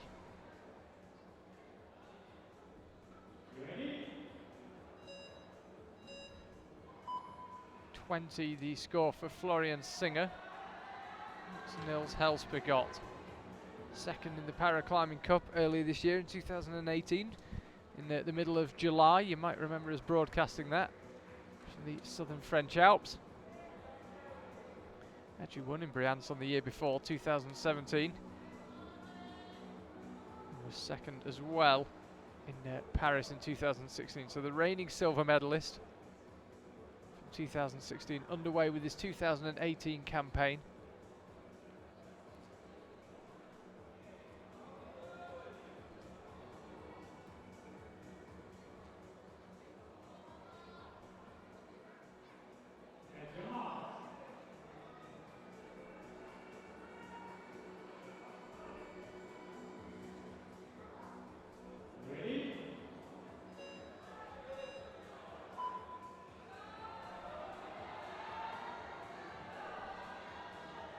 Niels Hellsper heading out to the right. Can he manufacture the half decent rest? We've got your feet on that red volume that we can see jutting out behind him.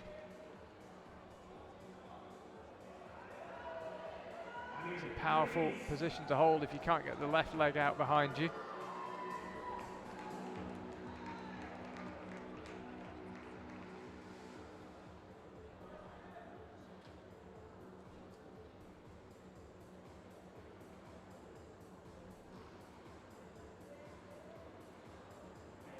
The score of Florian Singer.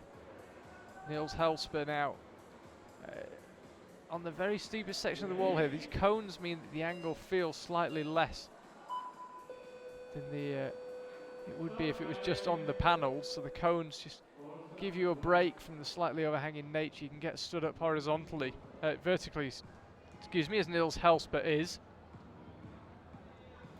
3 minutes and 40 seconds left for him in his total of 6 minutes. He's just had left foot slip there. Trying to swing the left foot out. Now has to drop back down.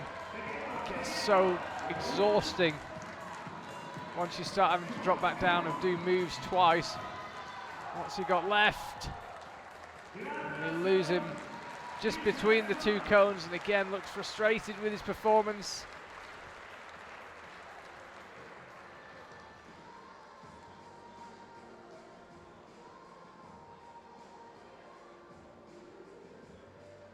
There's Hellsper back down on the stage. He tried to go up, had to come back, and then began to look really tired once he did come back.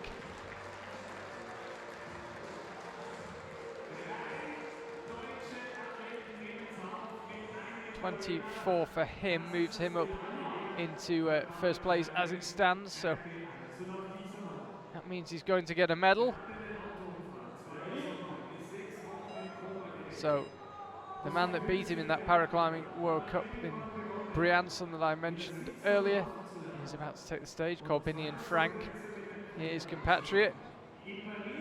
Florian Singer there, offering some encouragement to Corbinian Frank just as he prepares to come out onto the stage.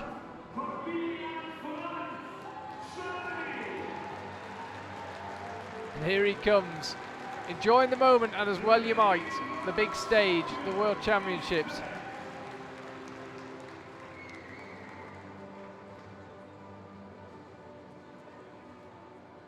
Just needs to get his shoes on. I was about to say, don't forget that in the excitement.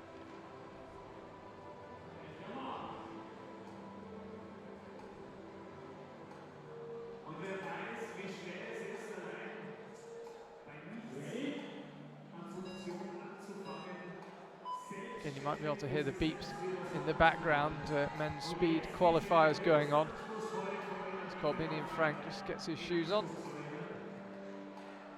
You can see Kokoro Fuji in the background, clocking a reasonably impressive 7.28 on the speed wall.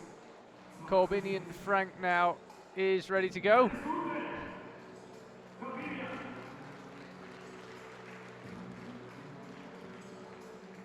So busy having a nice chat with the belayer. Doesn't want to get in trouble for taking too long for not getting on the wall.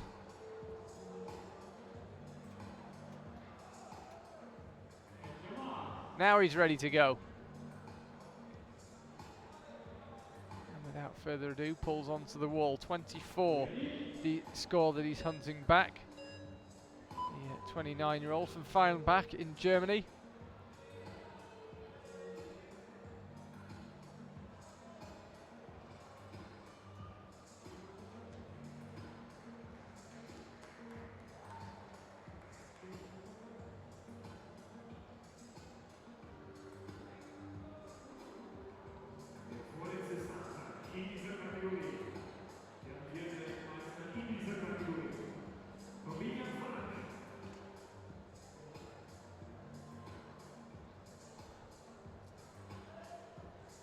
Corbinian Frank attempt at winning the World Championship gold is underway. He's the reigning champion from Paris. Can he go back to back?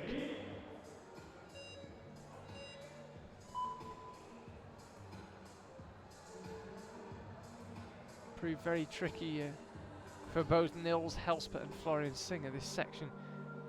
Getting established onto the first cone and then moving up and off it and round to the left onto the second one.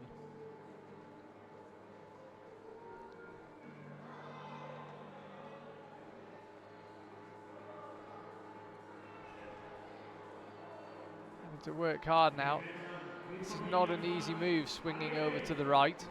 Getting his feet out onto that volume that you can see jutting out, silhouetted against the arena roof.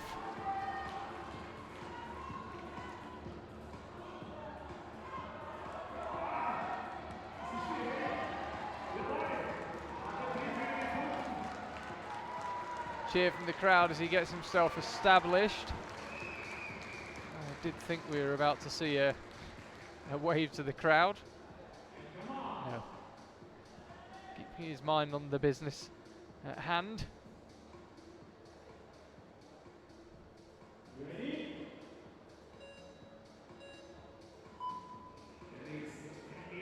He's managed to pause.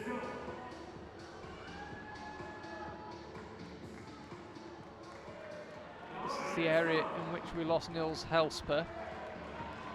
Corbinian Frank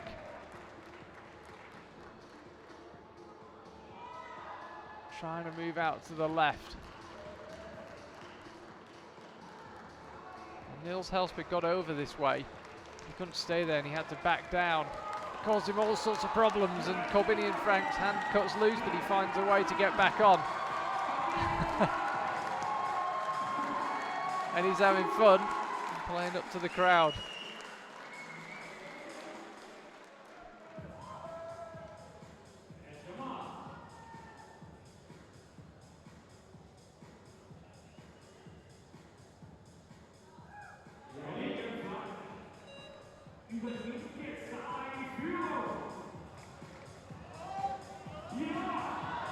There we go, he's not only waving at the crowd, he's shouting at them now. So he's into the lead, only Alessio Cornisini to come.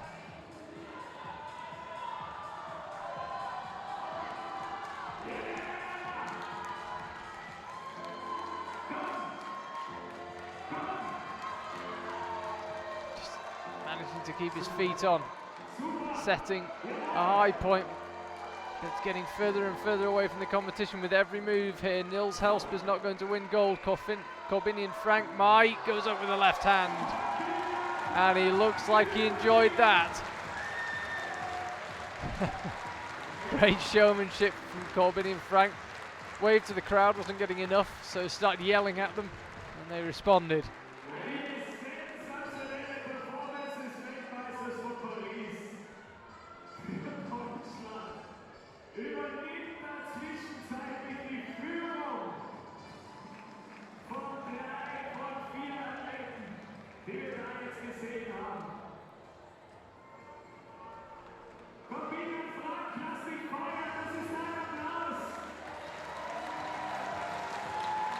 Corbinian Frank again, making the most of the applause from the crowd.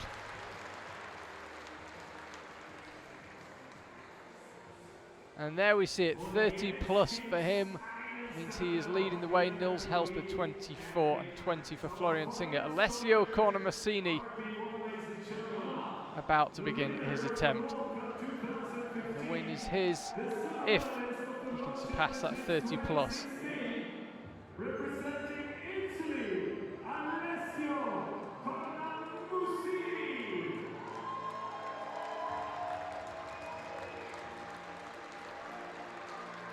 Here he comes.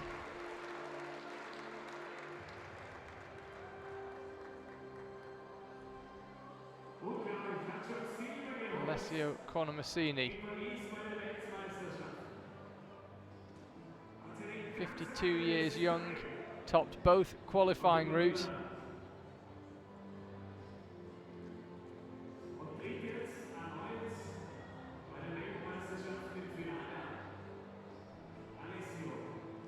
If I'm in half as good a shape as that when I'm 52, I'll be pretty happy. Could he win a World Championship gold medal here in Innsbruck in 2018? Starting the final of Paraclimbing World Championships right now. Let's go, Alessio. Okay, he's on his way. 6 minutes begins again. He actually forgotten to take his shoe covers off in the heat of the moment. Does so now. And launches up the wall. Two-time Paraclimbing Cup winner. And he's been second in the last World Championships in Paris. Never won a World Championships. Looks so strong in the qualifiers. 2 tops in the qualifying round.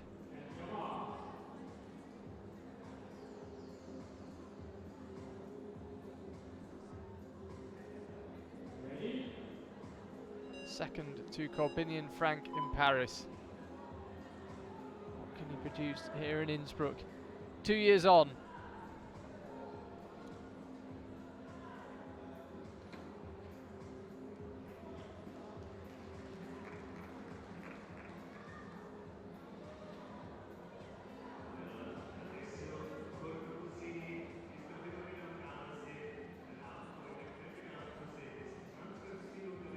Looking solid so far. It's safely established onto that first cone.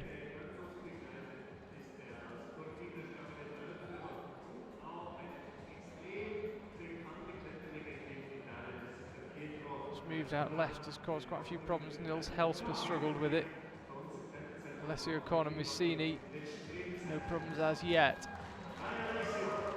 Looking very calm. You can see it there. He's almost looking straight towards our commentary position here in the Olympia world. And if he is trying hard, you wouldn't know it from his face.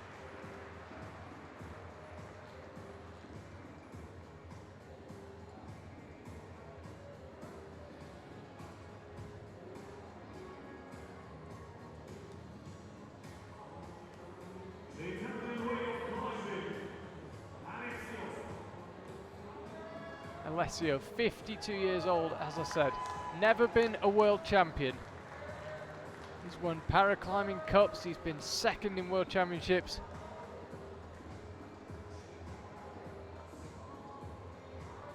And here he goes, he's looking so solid. And he's going to win here in Innsbruck. He's going to be crowned world champion. Could he top the route? He's got 3 minutes 15 on the clock. No shortage of time. Looking super strong. Already got the win. And been listening out to the crowd. I don't think anyone shouted up to... I don't think he'd have any idea that he's won. Nobody's involuntarily let him know.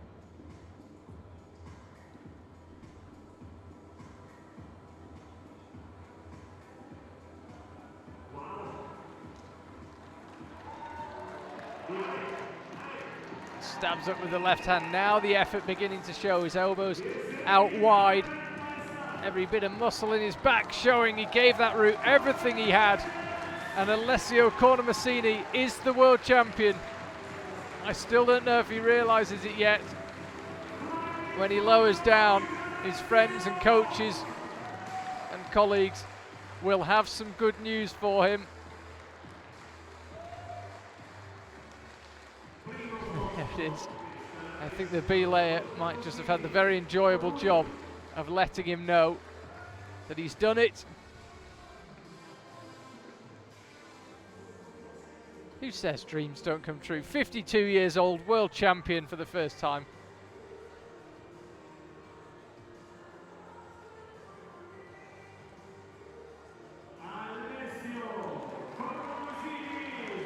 Alessio Cornisini.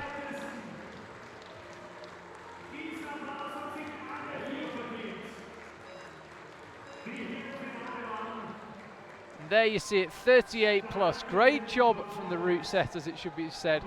We've had a really good split of results in all 4 categories that have climbed on this route, and Alessio Cornisini with 38 plus is the world champion. Brilliant, brilliant performance from him.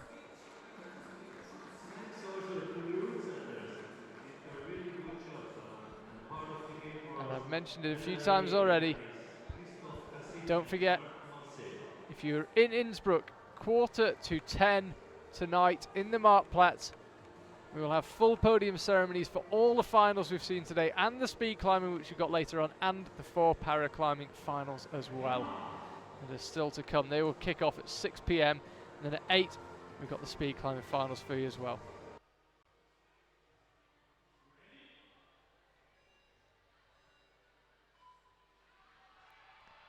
Again, you might be able to hear the beeps of the men's speed qualifiers behind. Some pretty impressive times being clocked from whenever I've glanced over between attempts in the paraclimbing.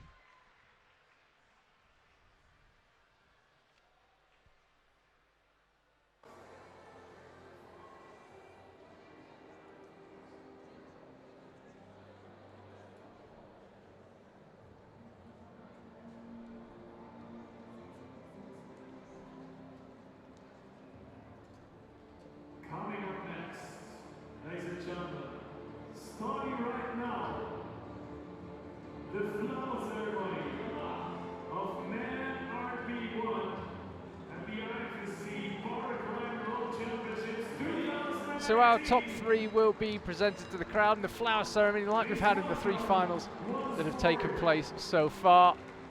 The IFSC Vice President, Maureen Beck. Niels Hellsper there.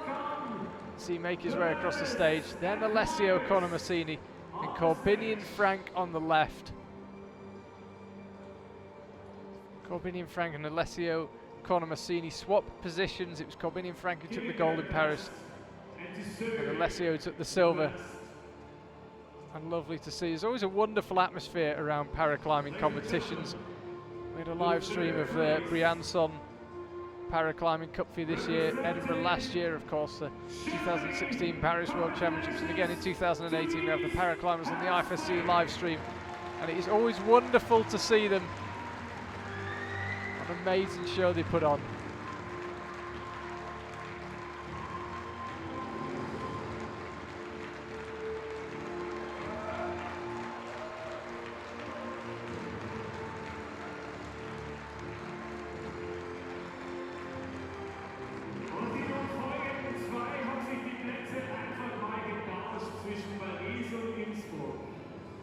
The world champion of 2016 now, second place, representing Germany, Corbinian Frank. Here's Corbinian Frank, waved to the crowd, wasn't happy with the response and shouted at them, put on an amazing show, huge fight, pierced the upper section of the route. He'll take a very well-earned second place.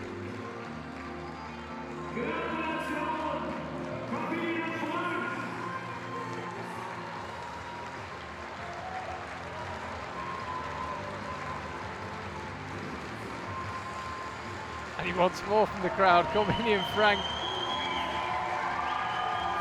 He's wasted on the climbing wheel. He should be in show business. This is great to see. Ladies and gentlemen, this athlete was on second position in the World Championships 2016, and now he's on Alessio Cornisini doesn't look like he can quite believe this. of the IFSC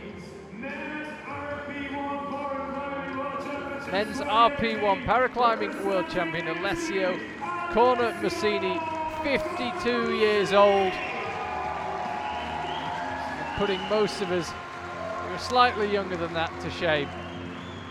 Climbed superbly tonight, this afternoon I should say. Big hug for Corbinian Frank. Niels Hellsper will get the same, he does. What a wonderful moment, he is crowned world champion.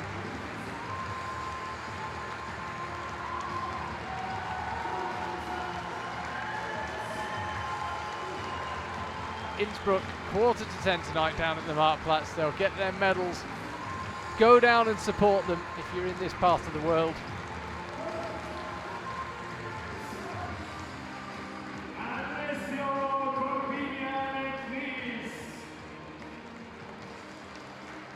Congratulations, guys.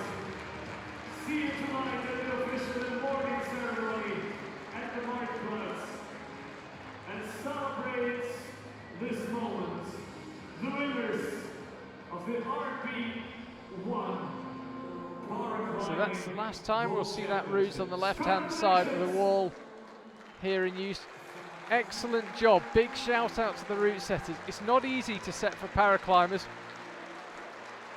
even within categories.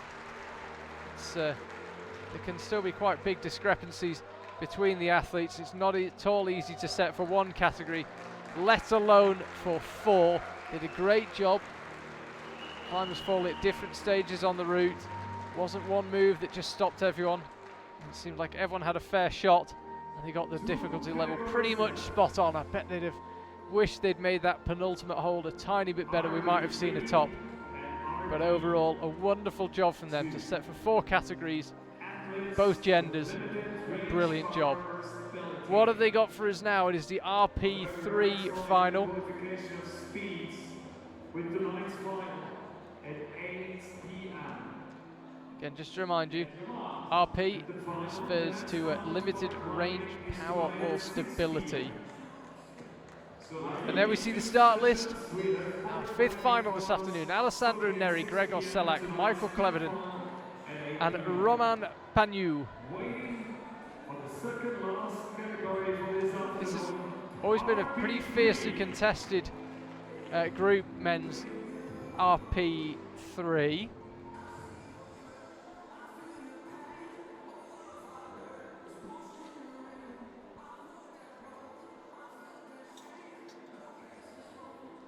Just await the arrival of our competitors. We had 10 climbers in this category that was narrowed down to 4. Just missing out was Dave Bowes of Great Britain, who's appeared in the commentary box before. You might remember him from Paris, real character of the sport. Narrowly missed out in 5th place. Juan Pipo Gil Blanco of Spain, Peter Kunze of Germany, and then the two Americans, Scott Baird and Scott Blackburn, 8th and 9th, and Yaniv Aga of Israel was 10th. The 4 that go through are Alessandro Neri, Gregor Celak, Michael Cleverton and Roman Pagnoux.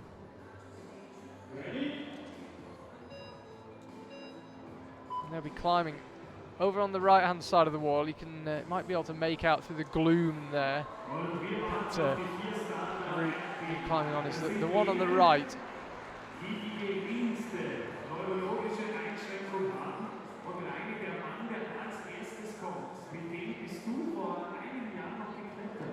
Welche Geschichte verbindet euch? Ja, das sind Mitte der 90er viele in Ergo, das ist auch bei non-governmental, von Dingen geklettert in ein Gebiet. Und der hat damals auf die steilste italienische Kletterer, hat schon 8C geklettert, also auch bewusst 8C.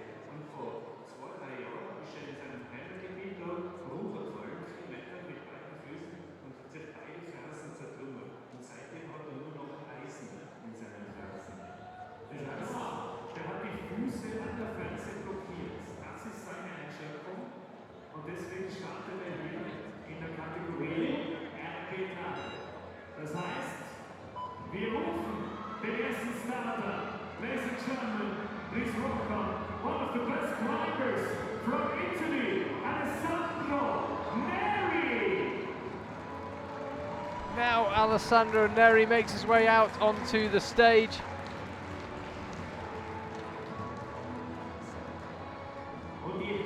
If you're just tuning in, welcome to the Olympia World on the south of Innsbruck city centre. Charlie Bosco here, high in the gantries above the arena. And this is day one of 4 consecutive days of pretty much non-stop action here in the Tyrol. We've just seen Alessio Cornisini. Getting my Italians mixed up. This is Alessio Neri. Alessio Cornisini crowned world champion in men's RP1, now in RP3. It's the turn of Alessio Neri. 55 years old, and as with his compatriot, in better shape than most of us who are a year or two younger than that. He won the Paraclimbing Cup in Briançon. You might remember back in July we were live for that from the Ekran Mountains. Hard to believe that this IFSC European season is almost coming to a close. It's just off to Kran in Slovenia a couple of weeks after the conclusion of this World Championships, and then we are done in Europe for the year. Awful lot more action in the next 4 days to come though.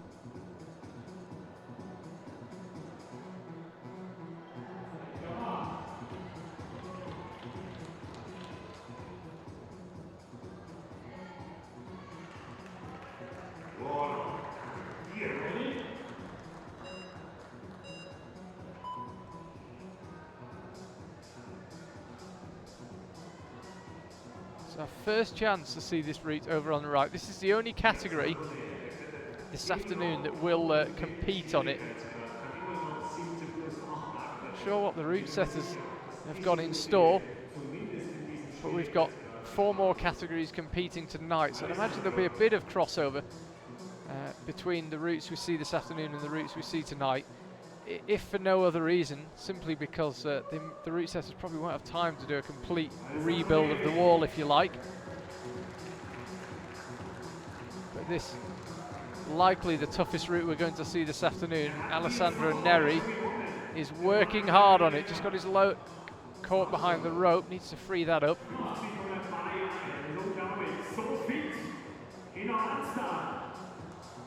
And he began to look tired a couple of moves before that. And he looks like he's not too fussed what his score is. He just enjoyed climbing on this Innsbruck wall. It's a wonderful venue, the Olympia World. Hosted Olympic sport back in 68 and 76 when Innsbruck had the Winter Olympics.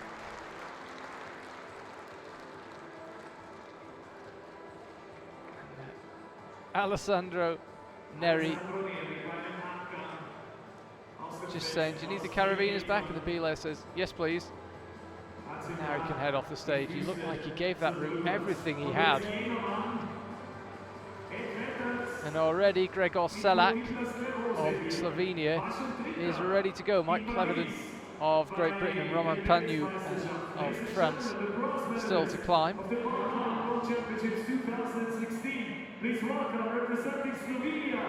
22 plus that was for Alessio Neri.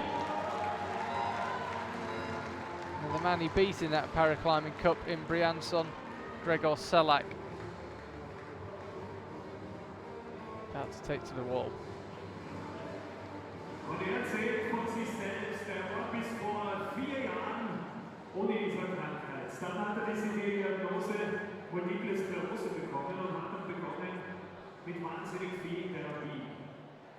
Very, very physical route. It's burly, this route. As I say, it's probably the trickiest route we're going to see this afternoon. Very strong category, men's RP3. Let's go.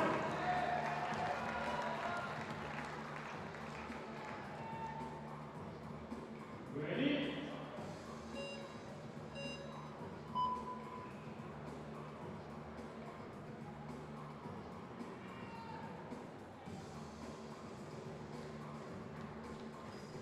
Now he's onto the key section.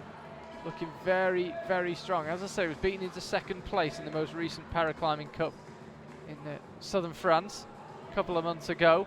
Now in the autumn in the Austrian Tyrol. Looking strong.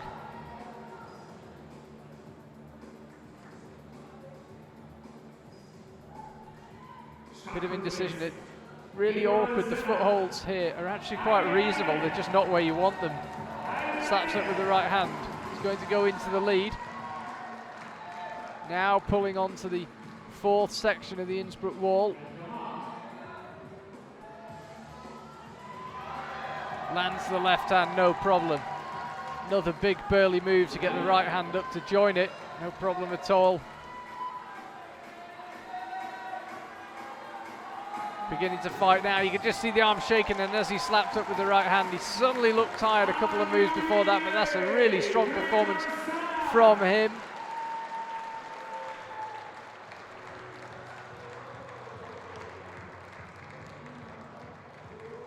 He's going to move up into first place.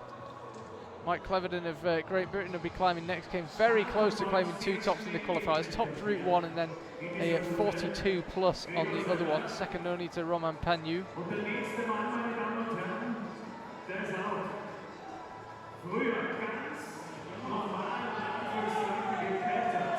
So there we can see 28 plus for Gregor Celak.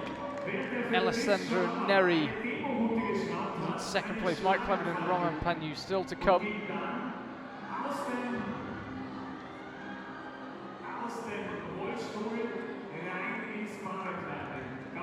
This man, in 2011, suffered a stroke while route setting for the Gschaider routes.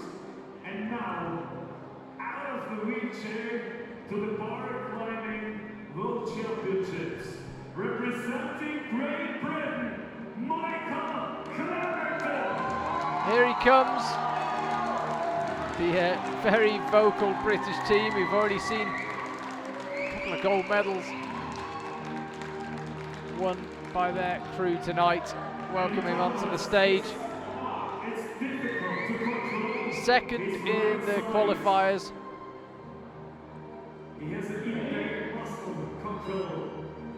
Been on the podium at the 3 Paraclimbing Cups he entered in 2017. What can he do in 2018 in Innsbruck?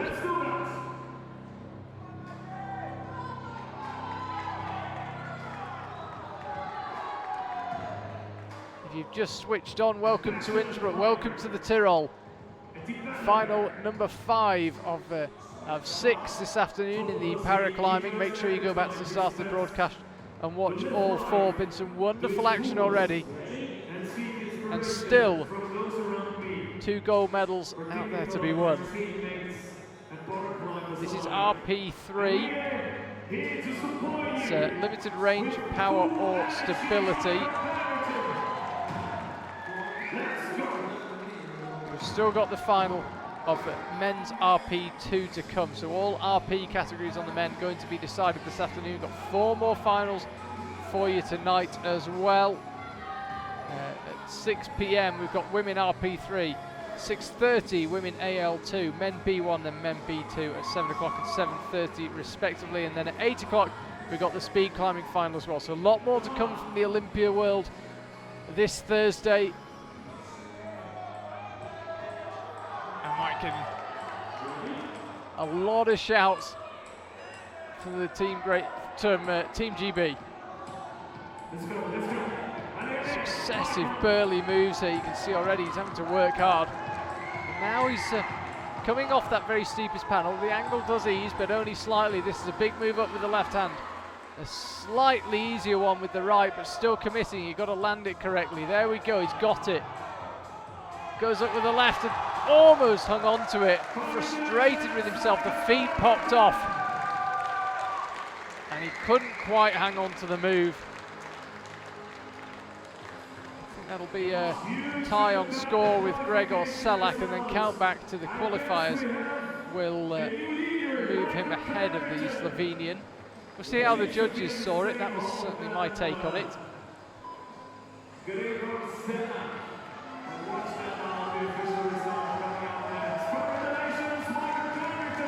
Yeah, looking up, wondering if he might have read the route differently or if there's a mistake made. Roman Pagnoux now the last climber to go. Müsste auch ein 28 plus gewesen sein, wenn der bessere Ergebnis aus der Vorrunde. 106 Überwitz. Es braucht bis es 31-year-old reigning world champion from Paris 2016 is about to make his way onto the stage. Here it is, Marlene Pratt is in the lead. Ready? And now, ladies and gentlemen, one climber left in this category, the reigning world champion. Yeah, you can see it is a 20.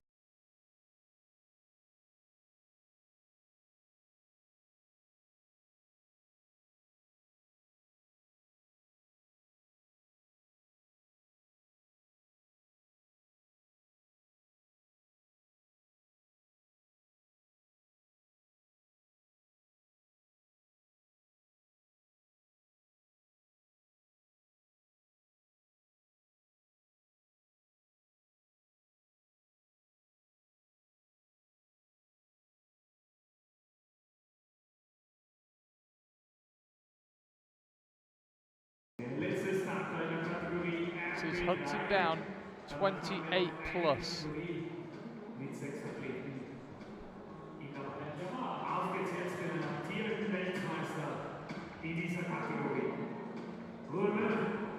But you ready?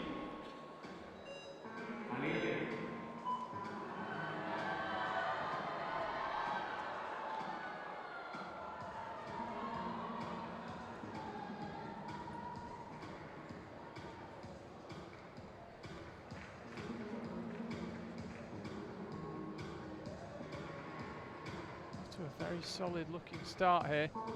28 plus.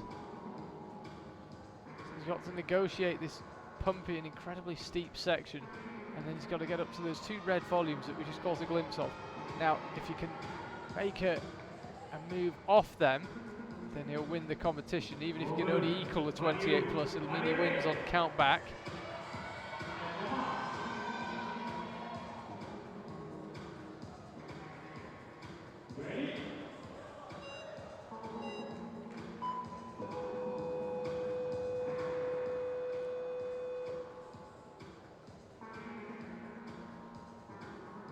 So kriegt er Fehlstart im Speed und so kriegt er eine Anforderung für Romane. No problem at all through the steep crimpy section.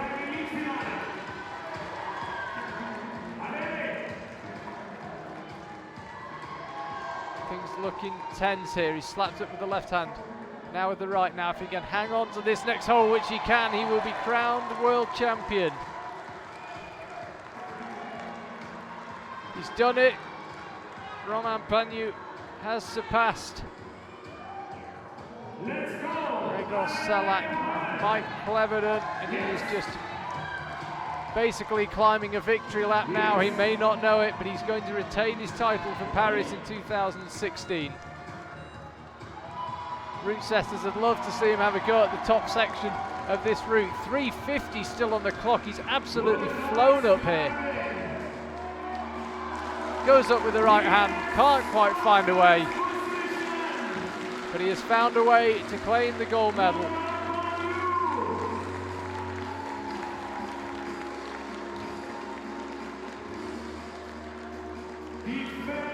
Solenne Piret in women's AU2 took a gold medal for France. Roman Pagnoux has done the same now in men's RP3.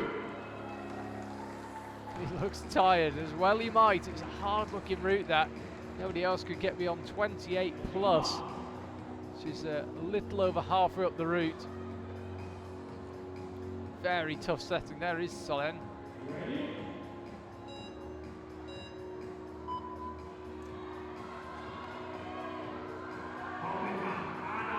Pagnoux 36 plus. Apologies, that was Marlene Pratt who went to congratulate him. Mike Cleverton, Gregor Celak, Alessandro Neri. The rest of the final Brilliant paraclimbing action here in Innsbruck.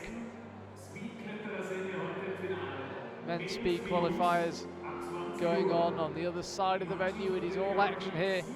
Just seen Adam Ondra clock at 9.38 on the speed wall. A bit of secret training going on there. That is Adam just shaking hands, make his way across the bouldering mats, back behind the wall. There he is. A bit of secret speed climbing training going on from Adam. Well, not too secret, but it's certainly been effective.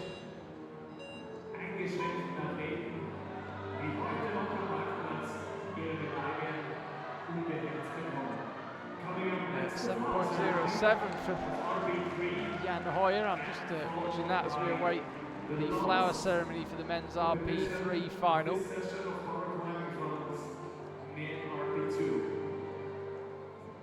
Tonight there will be the paraclimbing final of AU2 and AL2. Tonight starting at 6. And we will have the finals of speed climbing starting at 8 p.m.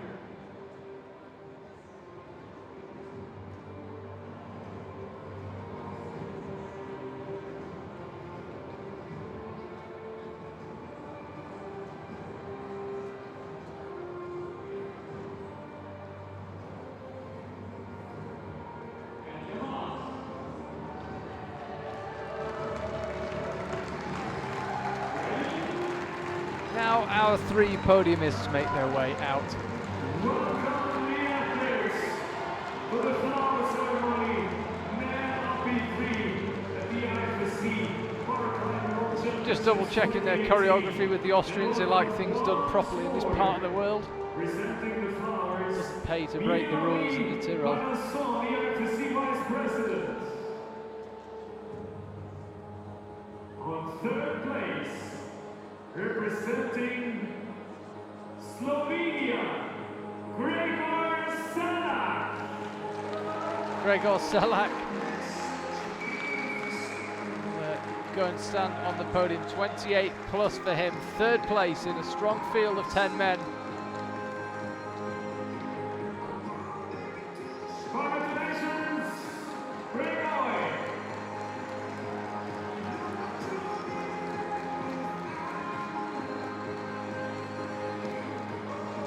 On second place, representing Great Britain,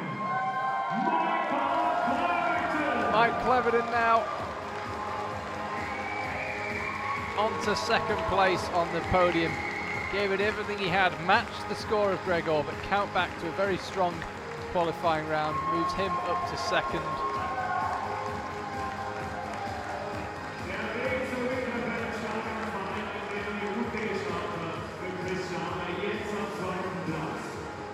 Ladies and gentlemen, he did it again after winning the World Championships 2016 in Paris. Now, first place and winner of the IFSC Men RP3 Paraclimbing World Championships 2018, Pagnoux from France. Two-time world champion Roman Pagnoux.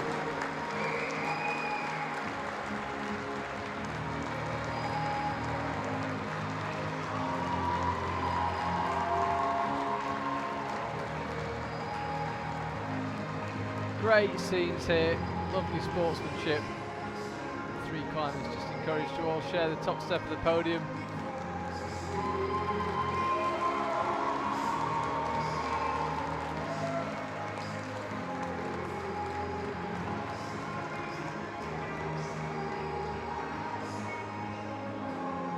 Congratulations to me three, and we will see you at tonight's medal ceremony in the Marketplace. Congratulations to Gregor, Michael, and Roman.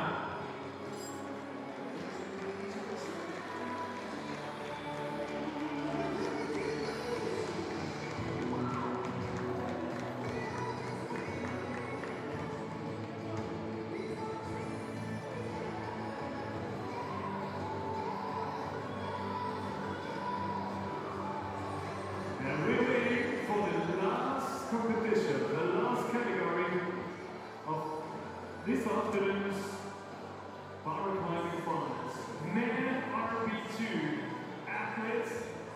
now we see the start list for our 6th and final paraclimbing final that's going to be taking place.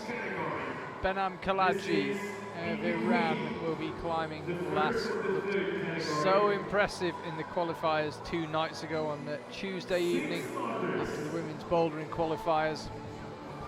The highlights from that evening on the IFSC YouTube page, you can check that out. Manikandan Kumar ran him close in the qualifiers. It's going to be tight between those two, you would imagine, at the business end of this one. They're not going to be climbing on the middle route. 3 routes here on the wall right now in Innsbruck.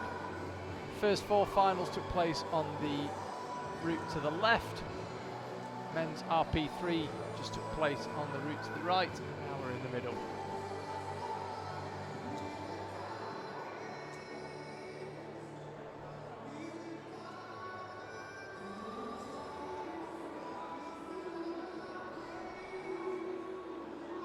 We will start off this session now to eat time, so that means at 9 minutes to go. 9 minutes till we kick off the men's RP2 paraclimbing finals with 6 starters. Germany, Israel, Hungary, India, and the Islamic Republic of Iran. And once more, guys, tonight's qualifying finals will start at 6 p.m. and the speed finals at 8 p.m. You ready?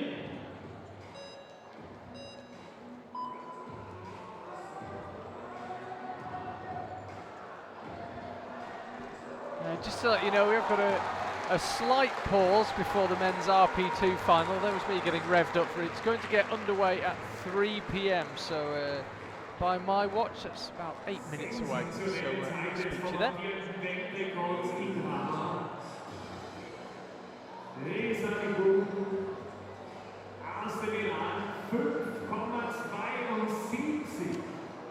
Die schnellste Zeit bisher in der Qualifikation im Speed. Die Top 16 qualifizieren sich.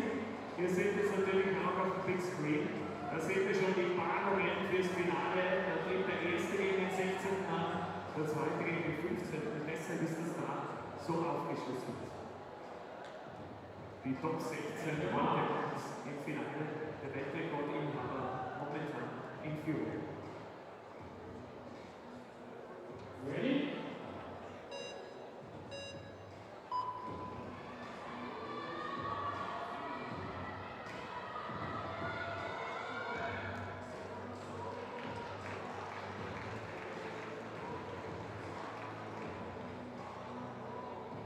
Ja, wir sind extrem schnell, aber es stellt sich heraus, dass all diejenigen, die keine Zeit unter 6:40 haben, keine Chance haben, hier in das Finale einziehen zu können.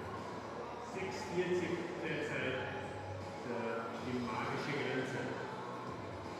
Heidi, du hast das einmal berechnet, was läuft so ein Weltrekordinhaber vertikal aufwärts für Geschwindigkeit? Der läuft um die 10 km/h aufwärts in einer Stunde, ist schon kompletterweise locker rum. Wenn er das durchhält, weil er eine Stunde am Abend, warum hält er das nicht durch? Wegen der Höhe, das ist nur der Sauerstoff. 10 km/h sind die schnellsten, vertikal unterwegs. 20. Da braucht man manchmal das Sicherungsseil, das ist ein Beschleunigungsseil, und der ist natürlich nicht so. Wir machen das mit eigener Kraft und eigenem Geschick. Der Usain Bolt bei den 100 Meter von ungefähr 36 km/h. Das ist ein bisschen schneller. Der Waagrecht kann es gleich rein, senkrecht. Die große Herausforderung. 15% gegenüber die Speedbars. Ready?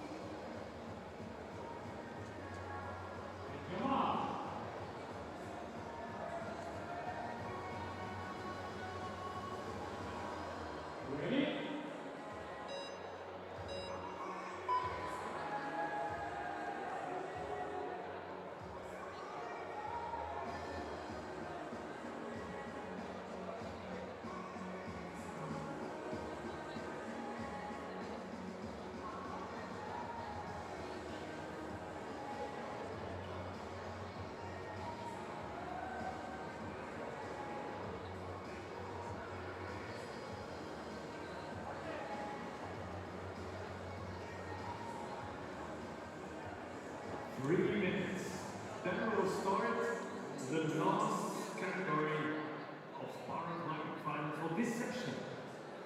The second session will be tonight at 8 at 6 p.m. And the third final Paraclimbing session will start on Friday at 5:45 p.m. Ready?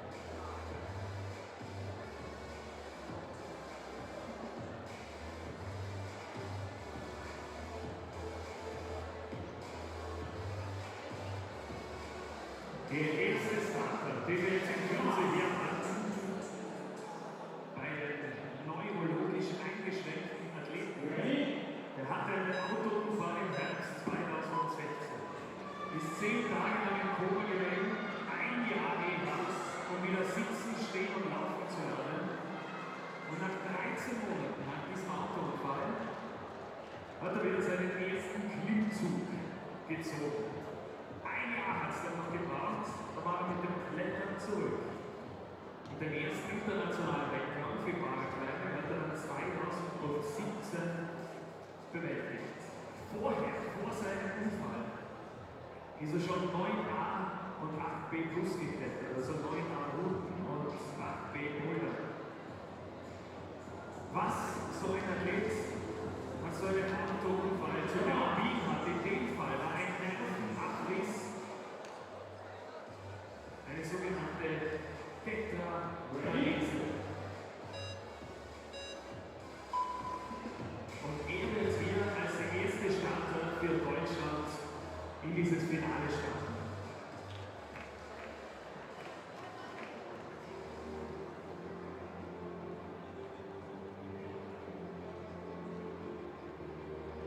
Ladies and gentlemen, the first starter, Paraclimbing Man RP2, representing Germany, Philipp Lzach.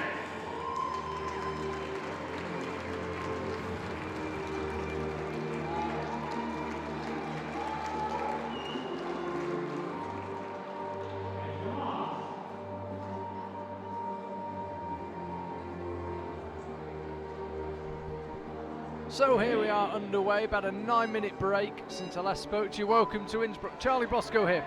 Final number 6 of 6 this afternoon here in the Olympia World, and Philipp Lzach of Germany just going through his final individual observation before he gets on this men's RP2 route. It's blue and it's yellow holds throughout, very aesthetic looking route. All the para routes have looked particularly aesthetic today and in the qualifiers. It does have a time limit. Belay just looking slightly anxious, just to say, come on. Now he gets underway, and he'll be climbing that route on the left. So not the big blue holes on the right, they were for men's RP3. This is for RP2. Philipp Lzach is about to start his attempt. No less than 15 climbers in this category, hence the bigger final. And this top 6 that we're watching today, all tops qualifying route 1. Behnam Khalaji of Iran, top number 2 as well. So he'll climb last, having qualified in first place, topped both the qualifying routes. This man here, Philipp Lzach, topped 1.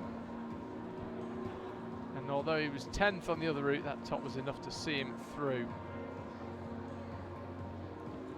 Second in the paraclimbing in Briançon back in July. What can he do in the World Championships in Innsbruck in September?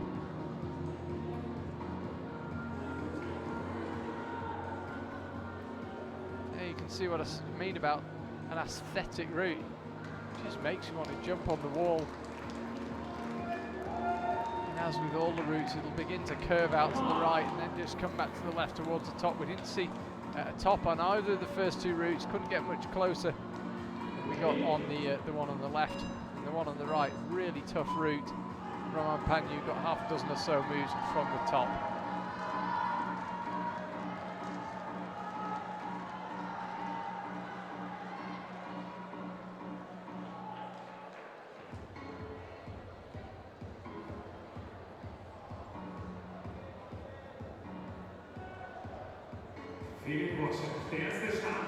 Philip Lzach now onto the steepest section of the wall. He's really satisfying to hold.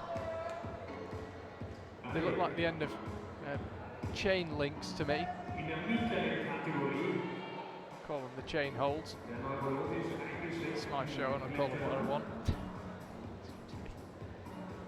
They're yeah, very aesthetic looking.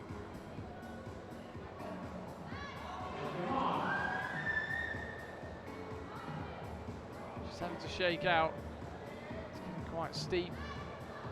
Still through this section, even when you get to the change of angle, which you will in another few moves, you can just see it level with that first big yellow blob hold. He still doesn't let off that much. He's found something resembling a rest here.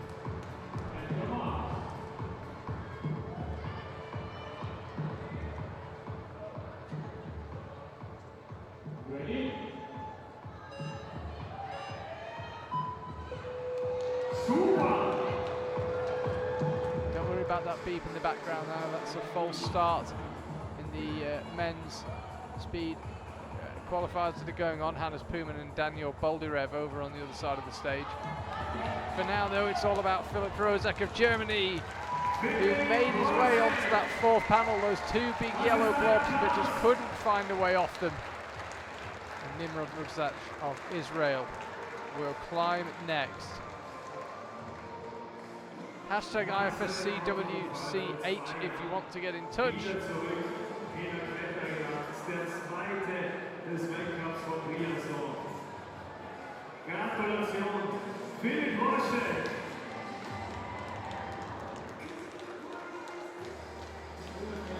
Und der Mann, der jetzt kommt, der hat mit dem Klettern erst begonnen, wie seine Verletzung erlitten hat. He lost of strength and mobility and started climbing. With a third place in Edinburgh last season.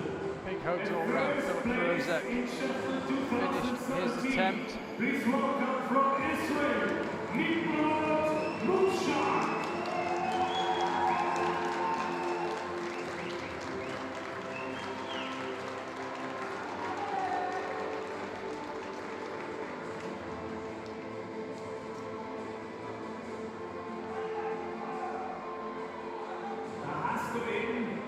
So there is Nimrod.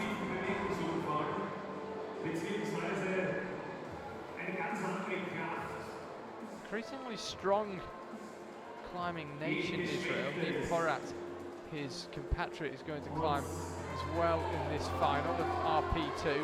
He's got Nimrod Marcus, Yuval Shemler, Alex Kazanov. Beginning to churn out the strong climbers on a consistent basis. We see it with countries like Japan. It becomes a cultural thing. When everyone around you is good, when everyone around you trains hard, eats right, has success, that rubs off. It seems to be happening in Israel more and more. See Nimrod in action here. Just approaching the first of the big chain holds.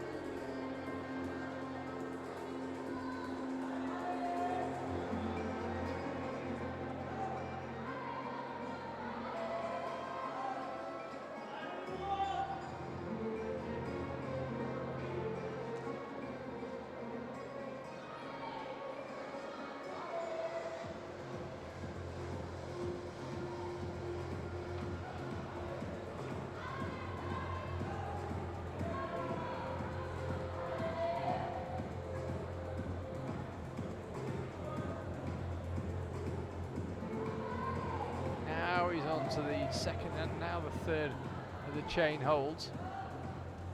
Stays steep for a long time, this route.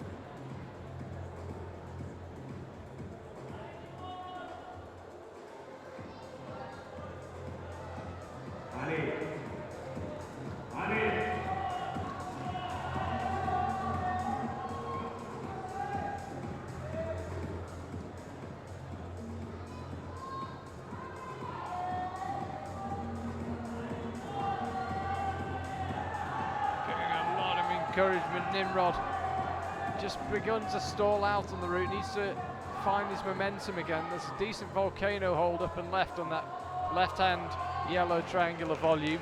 Had to get something to get off that small crimp for the left hand, anything for a change. Now tries to cross through, beginning to stab at these moves. If he can re-find his rhythm, he's got a chance. Awkward position in which to rest. Now he's heading up onto the first big yellow blob. And although he managed to touch it, he couldn't stay there. He just got himself into a couple of awkward positions on that section before. Pretty unforgiving route. You can't get much energy back once you've got yourself in a bad position.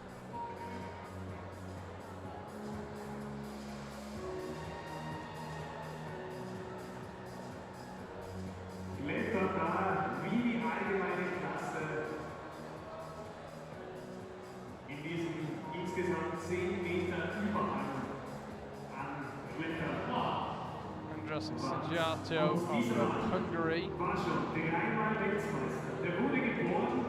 Out to make his way onto the wall. Hat 6 Jahre gebraucht, um das alles irgendwie koordiniert zu bekommen. 10 Jahre, um irgendwie gehen zu können. Und dann hat begonnen zu klettern.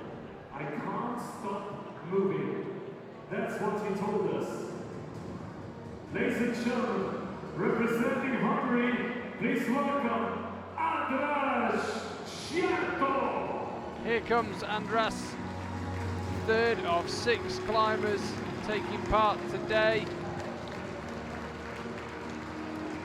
Great to have you here, Andras. The whole right side. He was born with multiple muscle and bone deformations. He also had problems with the inner side of his body. Ready to roll. And he fought 6 years to survive with everything.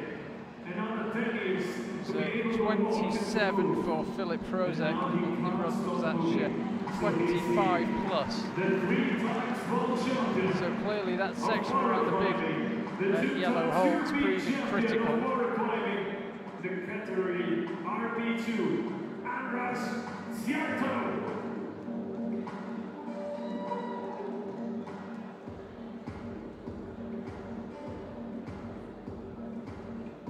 It's underway. Smooth and steady through the lower section as you need to be.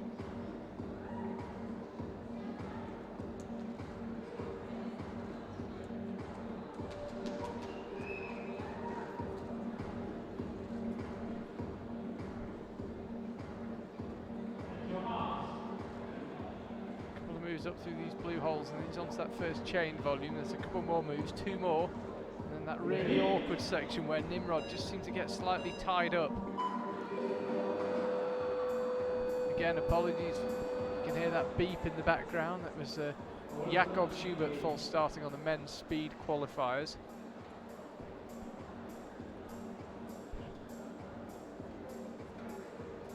Andras getting himself established on the steep section now.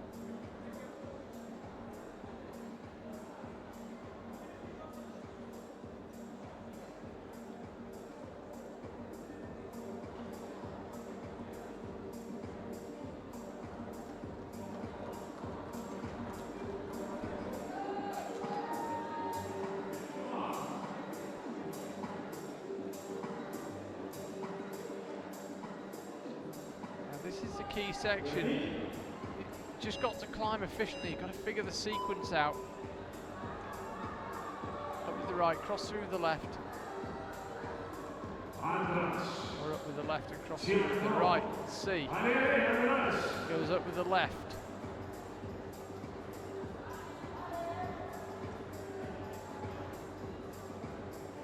Now the right. About chalky up, yeah, there we go. It's kind of a volcano hold, that one he's got his right hand on.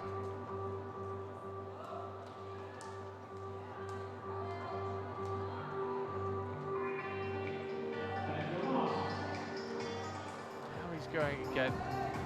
So this was a move where we lost Nimrod, bumping up for this big yellow hold. This is looking pretty handy from Andras.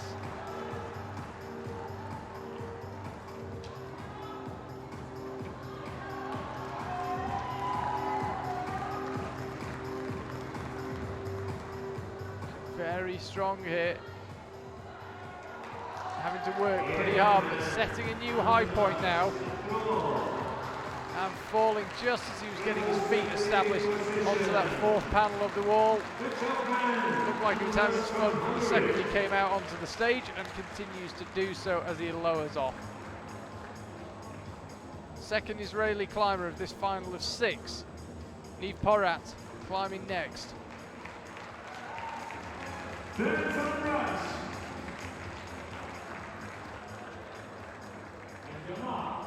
Our new leader, Andras. So let's see where that leads to. He's never had a podium in the World Championships, Andras. Smiling, a big smile over his face. And this, ladies and gentlemen, is the world champion of Paris and the gold medalist of the World Cup of Biathlon 2017, representing Israel, Niv Porat.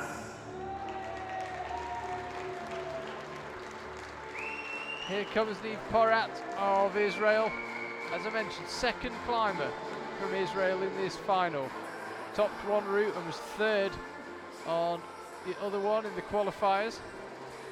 Good day for him on Tuesday evening.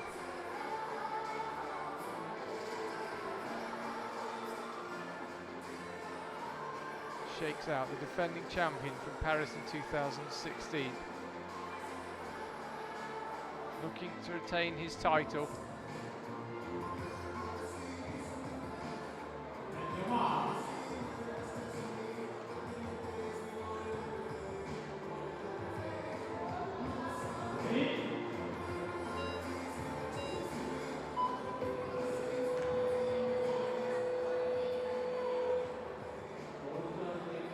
Wir starten jetzt wieder mit dem Weltmeister 2016. Der Mann, seine linke Seite, ist neurologisch beeinträchtigt. Now he's Einen Schlaganfall. just double checks again with the Und belays. von Alter von Behnam hat diesen Schlaganfall erlitten. A couple of climbers in this final, really Und er sagt, pushing it to the limit as far as time before we start climbing goes. eines genau das ist He's rattled up those first few moves very quickly. den Zustand zu stabilisieren. Ja, nicht nur das, auch den seelischen Zustand. Der Körperpflege, der gestellt hat auf dem Paraclimbing, sagt, es ist für sie das Leben, es gibt ihnen den Sinn zurück. Er hat so viele tragische Absolutely flying through this. It's only 30 seconds elapsed. Niv Porat, the reigning champion in Paris in 2016. Absolutely cruising here. Now he finally slows down.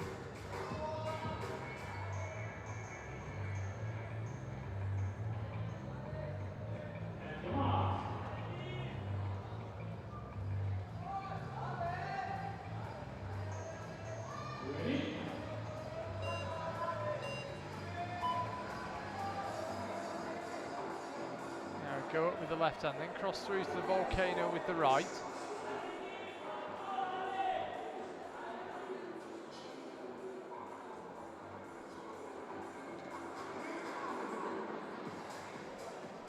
Route really gets pretty tough pretty quickly here. I think he's realised that, so he's dropped back down. Take a little bit of a rest. Then go again.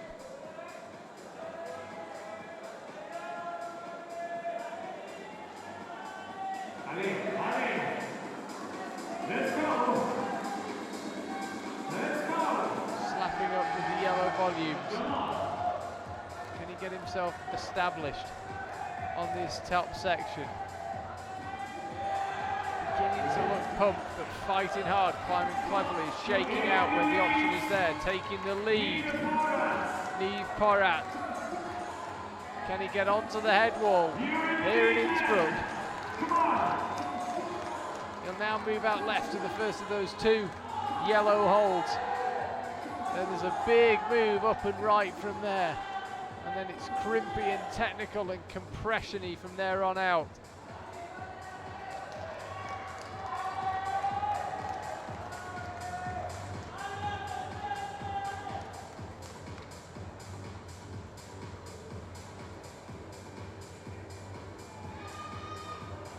He's getting himself set for that big move. There you can see the big move out to the right. Actually, I think for silence there in the lead. the Israeli team. Section of this ball. Let's go. Let's go, Nina.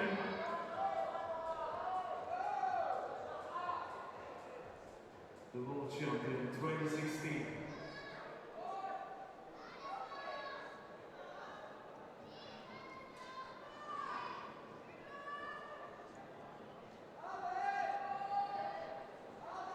Take a long break. He's got the time. He absolutely rocketed up the lower section.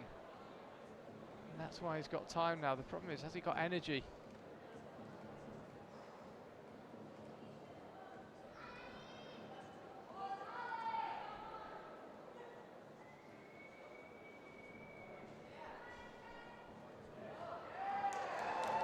There's that big move. He's committed to it now. Looking to retain his 2016 title. Looked tired quite a few moves ago, but he's done a really good job of recovering. It's just not a move that suits him, that cross through the left hand. Can he try and pop with the right? It'd be a high risk move, but I think he's going to have to. Now he lines it up. Just couldn't find a way, but that's a brilliant effort from him. Climbed quickly, then rested, then climbed intelligently in the upper section. Your take position number 1, Niels.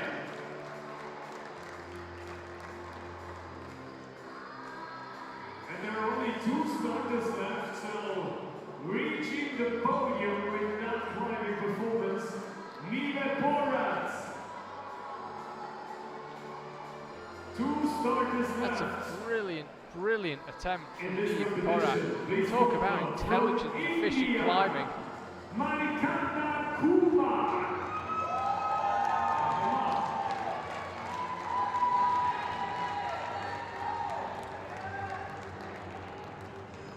Ready?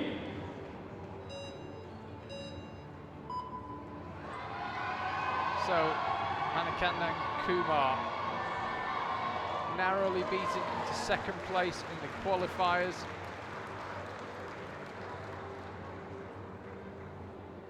No ties, by the way, in this group. So it'll all come down to score, not time. Manikandan Kumar.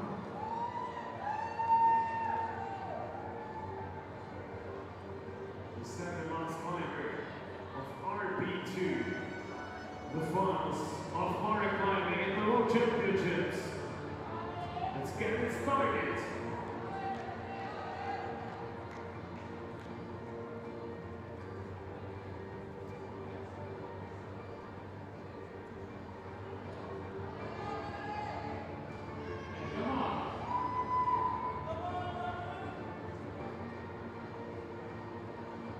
Manikandan Kumar has wasted no time lower down.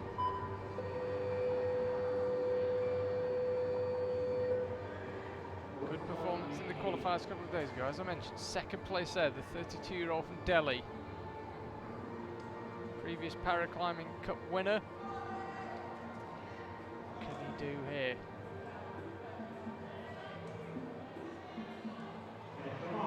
For the reorganisation of the categories, he was actually the world champion in Paris in 2012. There's been a slight shift in how the categories are organised since then. That was a heart-in-the-mouth moment for him.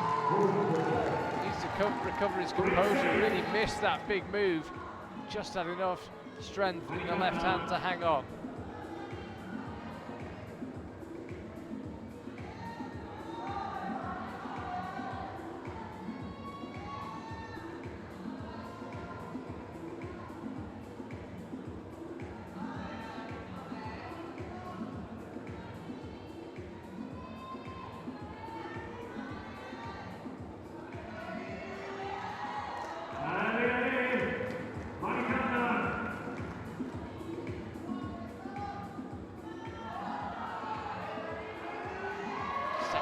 his feet have cut loose.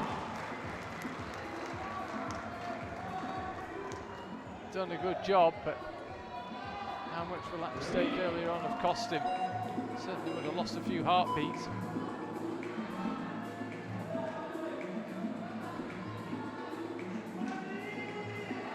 And again, it's a big move up with the right, but he just misses. Losing at that big blue volume. I'll be disappointed for him, I suspect, after a big day in the qualifiers. We'll wait for a confirmed score to come through for him. That was his first attempt at the move.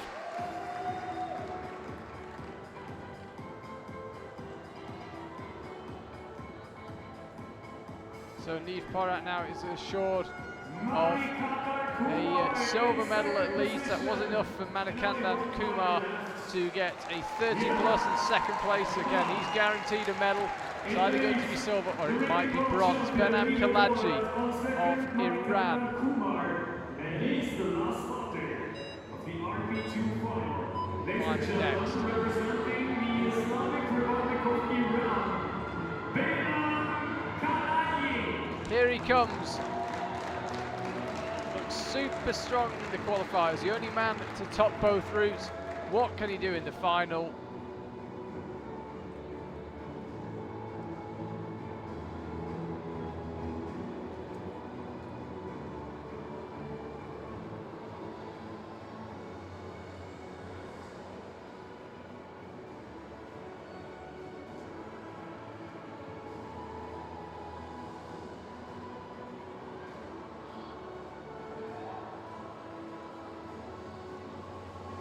Taking a final few minutes to look at the route before he gets going.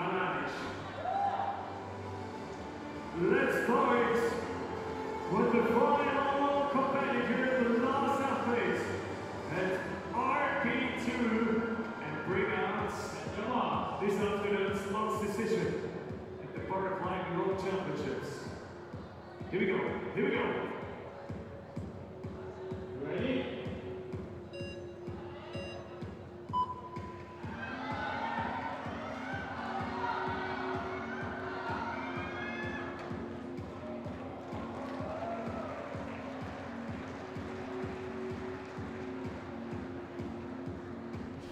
Judging by qualifying form is now on the wall. Behnam Khalaji of Iran, 38-year-old, the winner of the Paraclimbing Cup in Briançon.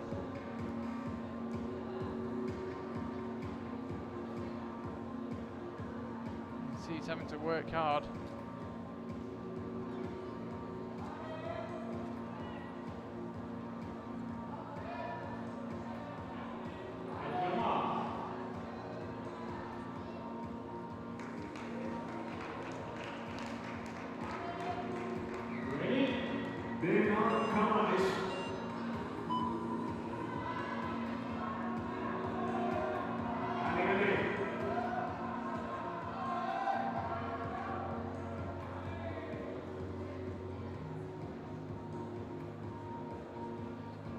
Tense here in the Olympia World Arena. Behnam Khalaji.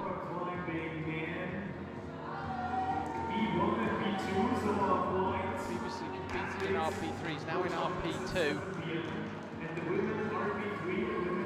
Top both qualifying routes. Very strong, but he was grimacing low down. Certainly have to put a lot of effort in. Regain a bit of strength. You can see again the grimace on his face.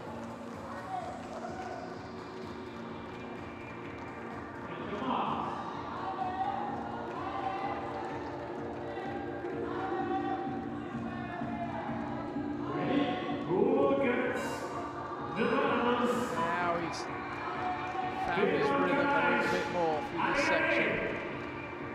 We saw Niels Porat, who's currently leading the way, take a pretty long pause at this stage.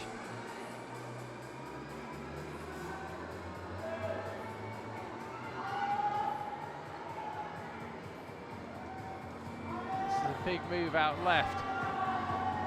If you can't do it, Niels Porat will be the champion. He can do it. 3 minutes 10 seconds remaining. He's already onto the headwalls. Climbing quickly this route.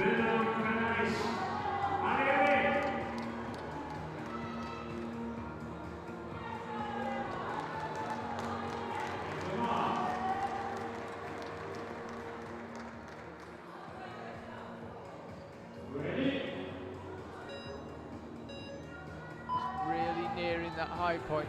Niels Hellsper match his high point. Behnam would win on countback. Top would be nice. We actually haven't seen a top in Innsbruck. I think we might be about to see one now. Behnam Khalaji lining it up for the top, for the gold medal. The right hand creeps onto the top hold. And the route setters have got their choreography absolutely perfect. Last climber of the last final of the afternoon tops the route to win the gold medal. Behnam Khalaji of Iran is the champion. He wants every bit of applause going from this Innsbruck crowd.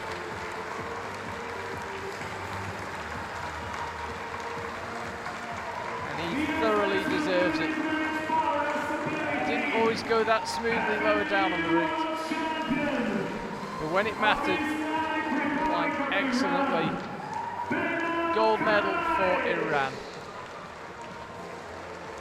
And we will have the flower ceremony and then 4 more finals for you later, and the speed climbing finals. So a total of 5 medals, gold medals, silvers and bronzes still to be handed out here today at the Olympia World. Reza Alipos, Shayna Zandifar, the speed climbing world record holder, one of the first to offer his congratulations. And Behnam Khalaji heads back inside, and there is confirmation. Top from him. Niels Hellsper, Manikandan Kumar, the top 3. Andras Sato of Hungary, Philip Prozak and Nimrod Lzach, Israel, missing out on the medals. Strong field, there was 15 competing in men's RP2. Behnam Khalaji came out on top, well deserved as well, the best climber in the qualifiers, the best climber in the final, and he's about to collect his gold medal.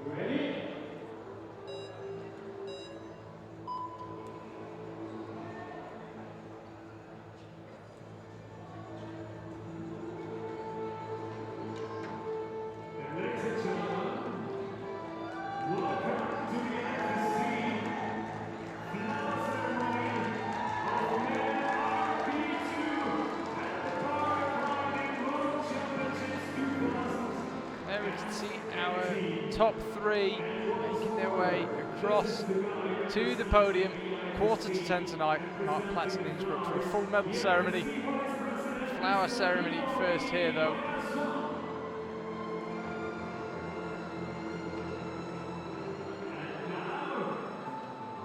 The 3rd place, representing India.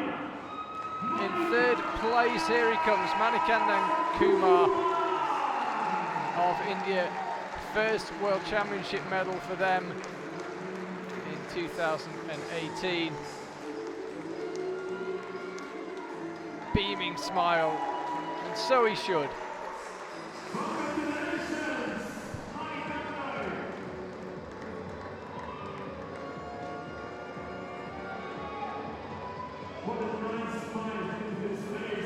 Ladies and gentlemen, on 2nd position,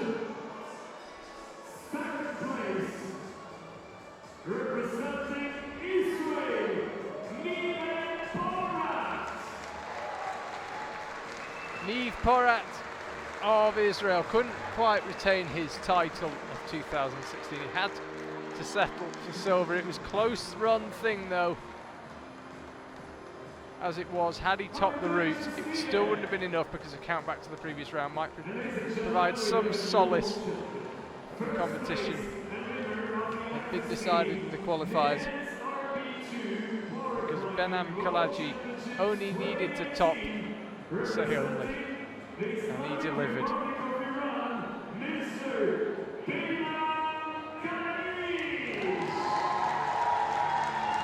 Behnam Khalaji of Iran, he is the world champion.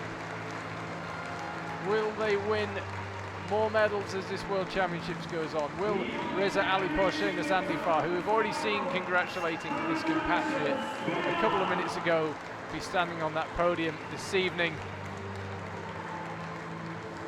Join us later on to find out.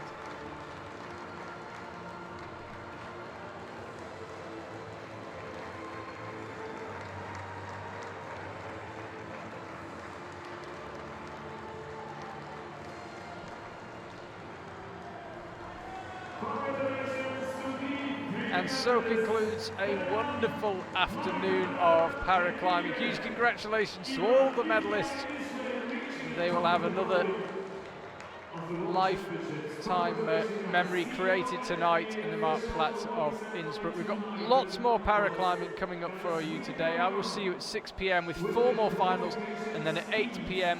we have the speed climbing finals as well. I look forward to seeing you in just over a couple of hours. Thank you for watching, and I'll see you at 6.